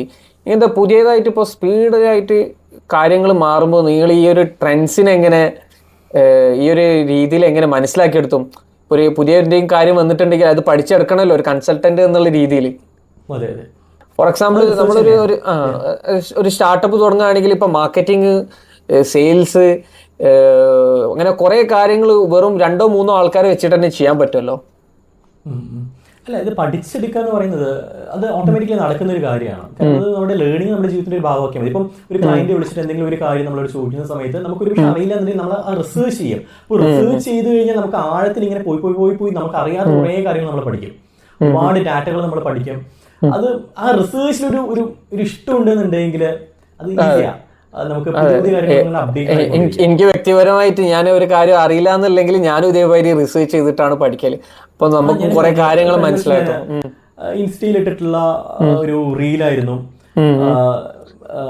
ഏതാ ലീവൈസിന്റെ 6ന്റെ പകുതി കാണുന്നില്ല. ഞാൻ എപ്പോഴും പോയി എന്നുള്ളത് ഞാൻ പലപ്പോഴും നോക്കി, ഇത് ഒറിജിനൽ ആണ്, ഇത് ഏതെങ്കിലും തിരുപ്പൂരിൽ ഏതെങ്കിലും കമ്പനിയിൽ അടിച്ചിട്ടുള്ള സാധനങ്ങൾ പോയതാണ് ചിന്തിച്ചിട്ടുണ്ട്. ഞാൻ അതിന് ഇരുന്ന് റിസർച്ച് നമുക്ക് കുറച്ച് സാധനങ്ങൾ മനസ്സിലായത്. ഞാൻ ആ വീഡിയോ കണ്ടിട്ടുണ്ടോ? ഞാൻ കണ്ടിട്ടുണ്ട് ആ വീഡിയോ റീസെന്റ്. അപ്പോൾ അത് ഇരുന്ന് പഠിക്കണം, റിസർച്ച് ചെയ്യണം. അപ്പൊ എനിക്ക് ഞാൻ റെഗുലർ ഡെയിലി വീഡിയോ ചെയ്യണമെന്ന് ആഗ്രഹിച്ചിട്ടാണ് ഞാൻ സംഭവം സ്റ്റാർട്ട് ചെയ്തത് ഇൻസ്റ്റാഗ്രാമിനകത്ത്. പക്ഷെ നടക്കില്ല. പഠിച്ച് അതിന്റെ ആധികാരികമായിട്ട് നമുക്കത് പറയണമെന്നുണ്ടെങ്കിൽ സമയമെടുക്കും. ഒരു വീഡിയോ ഇടാൻ തന്നെ ഞാൻ വളരെ ബുദ്ധിമുട്ടുണ്ട്. മാത്രമല്ല ആർട്ടിക്കിൾ നമുക്ക് എല്ലാ വീക്കിലും തനത്തിനെ എഴുതി കൊടുക്കാറുണ്ട് ബിസിനസ് മേഖലയിൽ. അപ്പം അതിലിരുന്ന് കുത്തിയിരുന്ന് എഴുതുക, അത് 2-3 വർഷമായിട്ട് റെഗുലറായിട്ട് എഴുതുന്നുണ്ട്. ആ ലിവൈസിന്റെ പറഞ്ഞിട്ടുണ്ടായിരുന്നല്ലോ, ഡിവൈസ് അല്ലേ ഫസ്റ്റ് ഈ ജീൻസിന്റെ മുകളിൽ റിവെറ്റ് കൊണ്ടുവന്നത്? അതെ അതെ അതെ, അതാണ് അവരുടെ USP എന്ന് ഞാൻ മനസ്സിലാക്കിയത് അല്ലേ. അതിനെ കൊണ്ട് അവരുടെ ലാസ്റ്റിങ് കുറെ കൂടുതൽ കിട്ടിയിട്ടുണ്ട്. അതുകൊണ്ട് എല്ലാ പേരും ലിവൈസ് തന്നെ യൂസ് ചെയ്യാൻ തുടങ്ങി അല്ലേ. അതന്ന് അറിയാലോ, ജീൻസ് ഒക്കെ സാധാരണ ഫാക്ടറി വർക്കേഴ്സ് യൂസ് ചെയ്യുന്ന സാധനമാണ്. അതാണ് നമുക്ക് ട്രെൻഡ് ആയിട്ട് വന്നിട്ടുണ്ട്. അപ്പൊ അവർക്ക് ഹെവി സാധനങ്ങൾ ചെയ്യുന്ന സമയത്ത് നല്ല സ്ട്രോങ് ആയിട്ട് കീറി പോയി നമ്മൾ ട്രാക്സ് ഒക്കെ ഇട്ട് കഴിഞ്ഞാൽ പോകും. അപ്പോൾ ഹെവി സാധനം വേണം. അന്ന് നല്ല ക്വാളിറ്റിയുള്ള സാധനം. പക്ഷെ ഇന്ന് എനിക്ക് ലിവൈസിന്റെ എനിക്ക് പേഴ്സണലി എനിക്ക് അത് അത്ര ഒരു ഇഷ്ടം തോന്നുന്നില്ല. പിന്നെ നമ്മള് ഇതിന്റെ പറഞ്ഞല്ലോ, മോട്ടിവേഷന്റെ നേരത്തെ പറഞ്ഞല്ലോ, ഒരു ബുക്ക് വായിച്ചിട്ട് മോട്ടിവേറ്റ് ചെയ്ത്. ഞാൻ മനസ്സിലാക്കിയെടുത്തോളം മോട്ടിവേഷനെക്കാണ്ടി ഏറ്റവും കൂടുതൽ വേണ്ടത് കൺസിസ്റ്റൻസി ആണ്. ഫോർ എക്സാമ്പിൾ നമ്മളിപ്പം ഒരു ഇൻസ്റ്റാഗ്രാമിൽ ഒരു ചാനൽ തുടങ്ങുകയാണെങ്കിൽ ഒരു മോട്ടിവേഷൻ ഉണ്ടെങ്കിൽ നമ്മൾ കൂടിപ്പോയാലും ഒരു 10 വീഡിയോ അല്ലെങ്കിൽ 20 വീഡിയോ ഇടും. അത് കഴിഞ്ഞ് കഴിഞ്ഞാൽ ഒരു റീച്ചോ കാര്യങ്ങളോ ഒന്നും വരുന്നിട്ടില്ലെങ്കിൽ നെക്സ്റ്റ് ഡേ മുതൽ അത് സ്റ്റോപ്പ് ചെയ്യും. പക്ഷെ കൺസിസ്റ്റൻസി ഉണ്ടെങ്കിൽ ഒരു 100 വീഡിയോസോ അല്ലെങ്കിൽ 200 വീഡിയോസോ ഇട്ട് കഴിഞ്ഞാലേ അതിൻ്റെ ഒരു ഗ്രോത്ത് നമ്മൾ കാണുള്ളൂ. അത് മിസ്റ്റർ ബീസ്റ്റ് നിങ്ങൾക്ക് അറിയാം, യൂട്യൂബർ മിസ്റ്റർ ബീസ്റ്റ് യൂട്യൂബർ അറിയാം, മിസ്റ്റർ ബീസ്റ്റ്. അതെ അതെ, അദ്ദേഹത്തിൻ്റെ ഒരു വീഡിയോയിൽ പറയുന്നുണ്ട്, നിങ്ങൾ കൺസിസ്റ്റൻ്റ് ആയിട്ട് 100 വീഡിയോ ഇടാണെങ്കിൽ നിങ്ങൾക്ക് സക്സസ്ഫുൾ ആവാൻ പറ്റുമെന്നാണ് അദ്ദേഹം പറയുന്നത്. കാരണം 100 വീഡിയോ ഇട്ട് കഴിഞ്ഞാൽ അതിൻ്റെ ഡാറ്റ വെച്ചിട്ട് നമുക്ക് അനലൈസ് ചെയ്യാൻ പറ്റുള്ളൂ ഏത് വീഡിയോ ആണ് വർക്കിംഗ് ചെയ്യുന്നത്, ഏത് വീഡിയോ ആണ് വർക്കിംഗ് ചെയ്യാത്തത് എന്നുള്ളത്. വൺസ് അത് കിട്ടിക്കഴിഞ്ഞാൽ അത് റിലേറ്റഡ് കൂടുതൽ വീഡിയോസ് നിങ്ങൾക്ക് ഇടാൻ പറ്റും. 100 വീഡിയോസും ഷവർ പോലെ ഇട്ട് കഴിഞ്ഞാൽ പ്രശ്നമാണ്. എന്തെങ്കിലുമൊക്കെ കാട്ടിക്കൂട്ടരെന്ന് പറഞ്ഞിട്ട് ഡെയിലി ഞാൻ അങ്ങനെ ഇടണമെന്നല്ല ഞാൻ പറഞ്ഞത്. ഞാൻ ഒരു അതെ അതെ അതെ അല്ല, ഫോർ എക്സാമ്പിൾ ഒരു ബിസിനസ് സ്റ്റാർട്ട് ചെയ്യുന്ന ആൾക്കാരാണെങ്കിൽ അവർക്ക് ഫ്രീ ഓഫ് കോസ്റ്റ് ആയിട്ട് സത്യം പറഞ്ഞാൽ ഇപ്പോൾ ബിസിനസ് തുടങ്ങാൻ പറ്റുമല്ലോ. അവർ എന്ത് ഫീൽഡിലേക്കാണോ ഇറങ്ങാൻ ഉദ്ദേശിക്കുന്നത് ആ ഫീൽഡിലുള്ള വീഡിയോസ് ഇട്ട് കഴിഞ്ഞാൽ അറ്റ്ലീസ്റ്റ് ഒരു 200-300 വീഡിയോസ് ഇട്ട് കഴിഞ്ഞാൽ അറ്റ്ലീസ്റ്റ് ഒരു 5000 ഫോളോവേഴ്സ് ഉണ്ടെങ്കിൽ അവർക്ക് ആ ഒരു കസ്റ്റമേഴ്സിന് അല്ലെങ്കിൽ ആ ഒരു ഫോളോവേഴ്സിന് അവരുടെ പ്രൊഡക്റ്റും കാര്യങ്ങളും സെല് ചെയ്യാമല്ലോ. അറ്റ്ലീസ്റ്റ് എല്ലാ ബിസിനസ്സിനും ബേസിക് ആയിട്ട് ഒരു കാര്യം എന്താ വെച്ച് കഴിഞ്ഞാൽ പ്രോഫിറ്റബിൾ ആയിട്ട് ബിസിനസ് സസ്റ്റെയിൻ ചെയ്യാൻ പറ്റണമെന്നല്ലേ? സസ്റ്റൈനബിലിറ്റി തന്നെയാണ് നിലനിന്ന് പോകണം. ഏകദേശം നമ്മൾ 1 hour ആയി. കൺസിസ്റ്റൻസി എന്ന് പറയുന്ന സമയത്ത് ഞാൻ വീഡിയോ ചെയ്യാൻ തുടങ്ങിയത് കുറെ വർഷങ്ങൾ 6-7 വർഷമൊക്കെ തോന്നുന്നു, എനിക്ക് ഓർക്കുന്നില്ല. അന്ന് ആൾക്കാർ കളിയാക്കും, ഫ്രണ്ട്സ് മറ്റുള്ളവരൊന്നും അറിയുന്നില്ലല്ലോ. എവിടെ തുറന്നാൽ യൂട്യൂബ് തുറന്നു കഴിഞ്ഞാലും ഫേസ്ബുക്ക് തുറന്നാൽ ഇവനെ തന്നെയാണല്ലോ കാണുന്നത്, ഞാൻ അൺഫ്രണ്ട് ചെയ്ത് പോകുന്നൊക്കെ പറഞ്ഞിട്ടുള്ള ടീംസ് ഉണ്ട്. ഇന്ന് എല്ലാവരും ഫേസ് ചെയ്തൊരു സംഭവമായിരിക്കും ഇന്ന് സ്റ്റാർട്ട് ചെയ്യുന്നവരൊക്കെ കളിയാക്കല്.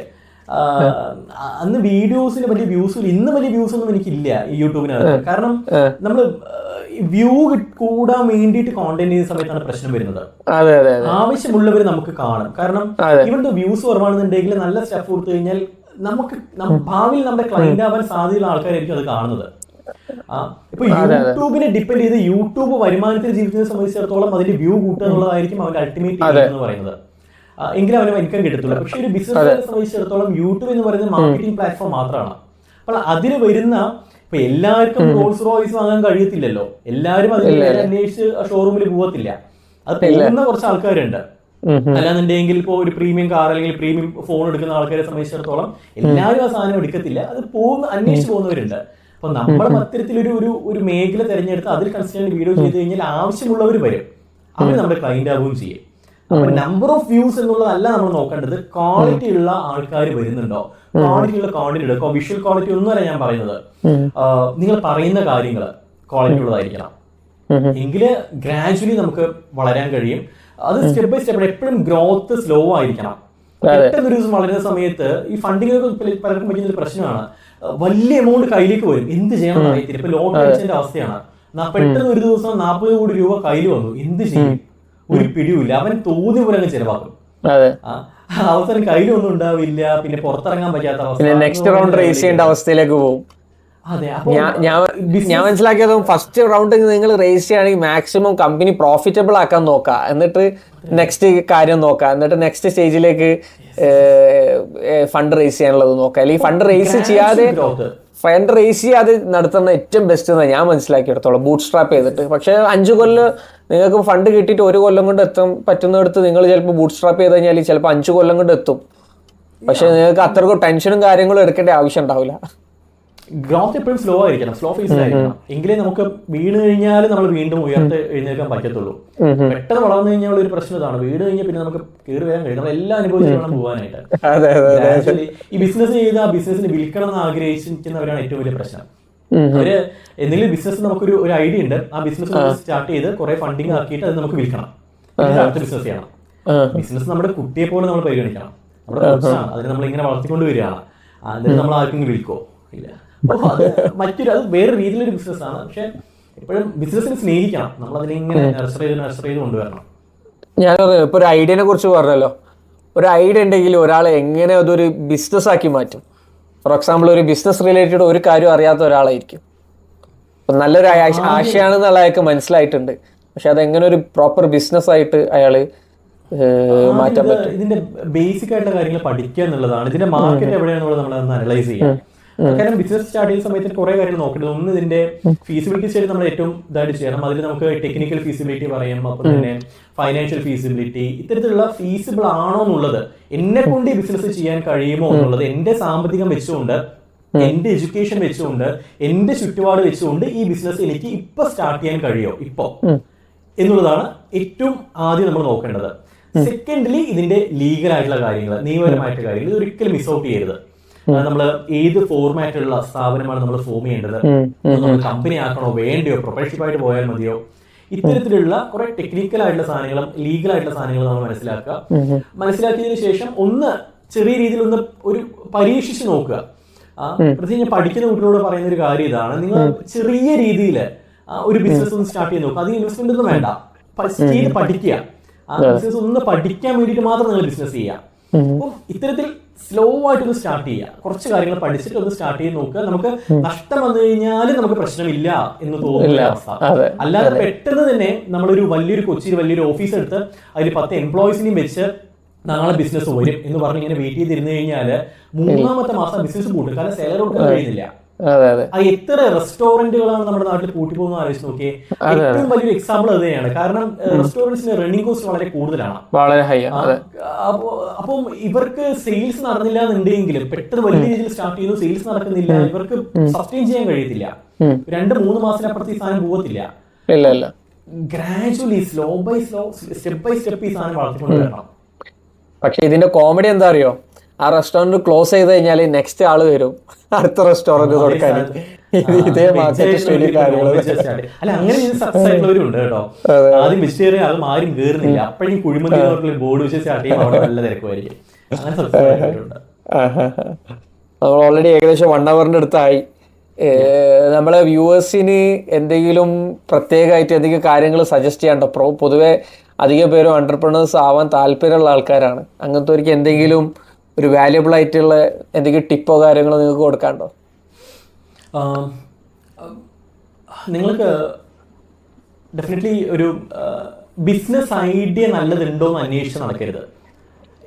എനിക്ക് ചിലപ്പോഴെങ്കിലും ആൾക്കാർ ചോദിക്കുന്ന സാധനമാണ്, സാർ ഇപ്പൊ ചെയ്യാൻ പറ്റിയ നല്ല ബിസിനസ് ഏതാണ്? എന്നോട് ചോദിക്കാറുണ്ട് ചില പേര്. ബിസിനസ് ഐഡിയ ജനറേറ്റ് ചെയ്യേണ്ടത് നിങ്ങളാണ്. നിങ്ങൾക്ക് ചെയ്യാൻ കഴിയുന്നില്ല. അപ്പൊ ഞാൻ പറയുന്നത്, നിങ്ങൾ ഒരു കാര്യം ചെയ്യും, നിങ്ങൾ കൂർക്ക കൃഷി ചെയ്യും. ഈ സാർ അത് പറ്റത്തില്ല, നല്ല ബിസിനസ്. അപ്പോ ഇതാണ് അവർക്ക് ചെയ്യാൻ പറ്റുന്ന ഒരു ബിസിനസ് ഏതാണെന്ന് അവർ തന്നെ ഐഡന്റിഫൈ ചെയ്യുന്നത്. അത് ഒരു കൺസൾട്ടന്റിനും അത് പറഞ്ഞു കൊടുക്കാൻ കഴിയില്ല. അപ്പോ അവരവന്റെ ബിസിനസ് ഐഡിയ കണ്ടെത്തുക. ഞാൻ അങ്ങനത്തെ പൊതുവെ പറയാറ്, നിങ്ങളെ സ്കില്ലോ അല്ലെങ്കിൽ നിങ്ങളെ കഴിവ് എന്താണെന്ന് എനിക്കറിയില്ല, നിങ്ങളത് കണ്ടുപിടിച്ചിട്ട് നിങ്ങളത് ചെയ്യണം, എന്നാലേ അതിൽ സക്സസ്ഫുൾ ആവുള്ളൂ. മറ്റേത് ആ ബിസിനസ് ഈ ബിസിനസ് ചെയ്യുന്നു പറയുന്നതിൽ ഒരു അർത്ഥമില്ല എന്നുള്ളത്. അതെ അതെ. അപ്പം അത് അത്തരത്തിലൊരു ബിസിനസ് ഐഡിയ കണ്ടെത്തി കഴിഞ്ഞാൽ പിന്നെ ബാക്കി ഇപ്പോൾ ഏതെങ്കിലും ഒരു കോർപ്പ് ലീഗൽ ആയിട്ടുള്ള കാര്യങ്ങൾ അത് നമ്മൾ കുട്ടികൾ പഠിക്കേണ്ട ആവശ്യമൊന്നുമില്ല. ലീഗൽ അവരുമായിട്ട് അപ്രോച്ച് ചെയ്യാം. അപ്പൊ ബേസിക്കലി മാർക്കറ്റിംഗ് സ്വന്തമായിട്ട് തന്നെ പഠിച്ചു പറ്റും. അത് മറ്റൊരാൾക്കും ചെയ്യാൻ കഴിയുന്ന ഒരു കാര്യം. ഡിജിറ്റൽ മാർക്കറ്റിംഗ് കൊടുത്തിട്ട് കൈകെട്ടിരുന്ന് കഴിഞ്ഞാൽ കച്ചവടം നടക്കുന്ന വിചാരിച്ചു കഴിഞ്ഞാൽ നടക്കില്ല. അത് നമ്മൾ സ്വന്തമായിട്ട് ഇറങ്ങി മാർക്കറ്റ് സ്റ്റഡി ചെയ്ത് ക്ലയൻസിനെ നമ്മൾ നേരിട്ട് മീറ്റ് ചെയ്ത് വില പറഞ്ഞ് ഈ പരിപാടി നടക്കത്തുള്ളൂ. അത് പിന്നെ ഇപ്പൊ റീസെന്റ് കുറെ കമ്പനീസ് നോർത്ത് ഇന്ത്യയിൽ, നിങ്ങളിപ്പോ ഷാർക്ക് ടാങ്ക് കാണുന്നുണ്ടെങ്കിൽ നിങ്ങൾക്ക് മനസ്സിലാവും, 1 year 2 year ആയിട്ടുള്ള കമ്പനി സ്റ്റാർട്ട് ചെയ്തിട്ടുണ്ടാവുക. പക്ഷെ 10 crore 20 crores ഒക്കെ അവരെ സെയിൽ ഉണ്ടാവുക. അത്രക്കും സ്കെയിൽ അവരെങ്ങനെയാണ് അച്ചീവ് ചെയ്യാൻ പറ്റുന്നത് ഇത്ര ചെറിയൊരു കാലയളവ് കൊണ്ട്? അവര് ഡീൽ ചെയ്യുന്ന ഏരിയ, ജിയോഗ്രഫിക്കൽ ഏരിയയുടെ ഒരു പ്രത്യേകത ആയിരിക്കാം. അത്രത്തോളം വാസ്റ്റ് ആയിട്ട് അവരത് സെല് ചെയ്യാൻ അവർ ചെയ്യുന്നുണ്ടാവാം. എനിക്ക് പേഴ്സണൽ ആ കമ്പനിയെ കുറിച്ച് അറിയത്തില്ല. പക്ഷെ അത്തരത്തിലെ കമ്പനീസ് ഉണ്ട്. ചെറിയൊരു കാലഘട്ടത്തിൽ തന്നെ വലിയ രീതിയിൽ വളർന്നിട്ടുള്ള കമ്പനീസ് വാസ്റ്റ് ആയിട്ടുള്ള ലെവലിൽ അത് മാർക്കറ്റ് ചെയ്യുന്നുണ്ടാവും. അല്ല, ഞാൻ കമ്പനിയല്ല പറഞ്ഞത്. നമ്മൾ ഷാർക്ക് ടാങ്ക് ഷോ അറിയോ നിങ്ങൾക്ക്? ഷാർക്ക് ടാങ്കിന്റെ ഷാർക്ക് ടാങ്കിന്റെ ഒരു ഷോ ഉണ്ട്. അതില് ഇന്ത്യയിൽ വരുന്നതാണ്. സ്റ്റാർട്ടപ്പ് കമ്പനീസ് വന്നിട്ട് അവരുടെ ഐഡിയാസ് പിച്ച് ചെയ്ത് കഴിഞ്ഞാൽ അവർക്ക് ഫണ്ട് അതിൽ റേസ് ചെയ്യാൻ പറ്റും. വലിയ വലിയ കമ്പനീന്റെ ഓണേഴ്സാണ് അതിലുണ്ടാവുക. ഫോർ എക്സാമ്പിൾ ബോട്ട്, പിന്നെ ഷാദി.com, പിന്നെ ഭാരത് പേ കണ്ടിട്ട് അതിലുള്ള വരുന്ന കമ്പനി. അതെ, ഹിന്ദി.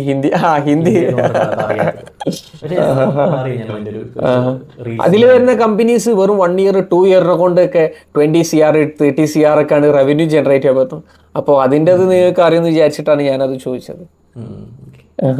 പക്ഷെ അധികം അതിൽ വരുന്ന കമ്പനീസ് ആമസോൺ അല്ലെങ്കിൽ ഫ്ലിപ്കാർട്ട് ഇങ്ങനത്തെ മാർക്കറ്റ് പ്ലേസസ് യൂസ് ചെയ്തിട്ടാണ് അവർ സ്കെയിൽ ഇത്രക്കും കൊണ്ടുവരാൻ പറ്റുന്നത്.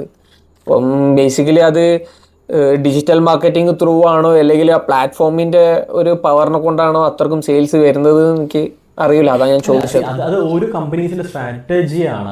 നമുക്ക് നമ്മുടെ പ്രോഡക്റ്റ് ഉണ്ട് ആമസോൺ വഴി വിൽക്കാൻ, നമുക്ക് സ്വന്തമായിട്ട് ഉണ്ടാക്കി വിൽക്കാം. സ്ട്രാറ്റജി അത് ഒരു ബിസിനസിന് വെവ്വേറെയാണ്. നമുക്ക് ഒരിക്കലും അത് ജനറൽ ആയിട്ട് പറയാൻ കഴിയത്തില്ല. ബിസിനസ് വിജയിക്കാനുള്ള, എന്റെ ബിസിനസ് വിജയിക്കാനുള്ള റീസൺ വേറെ ഒരു കാരണം കൊണ്ടാണ്. മറ്റൊരു ബിസിനസിന് ഭാഗമായിരിക്കില്ല, ബിസിനസിന് വ്യത്യസ്തമാണ്. ഓക്കെ. Anyway, thank you.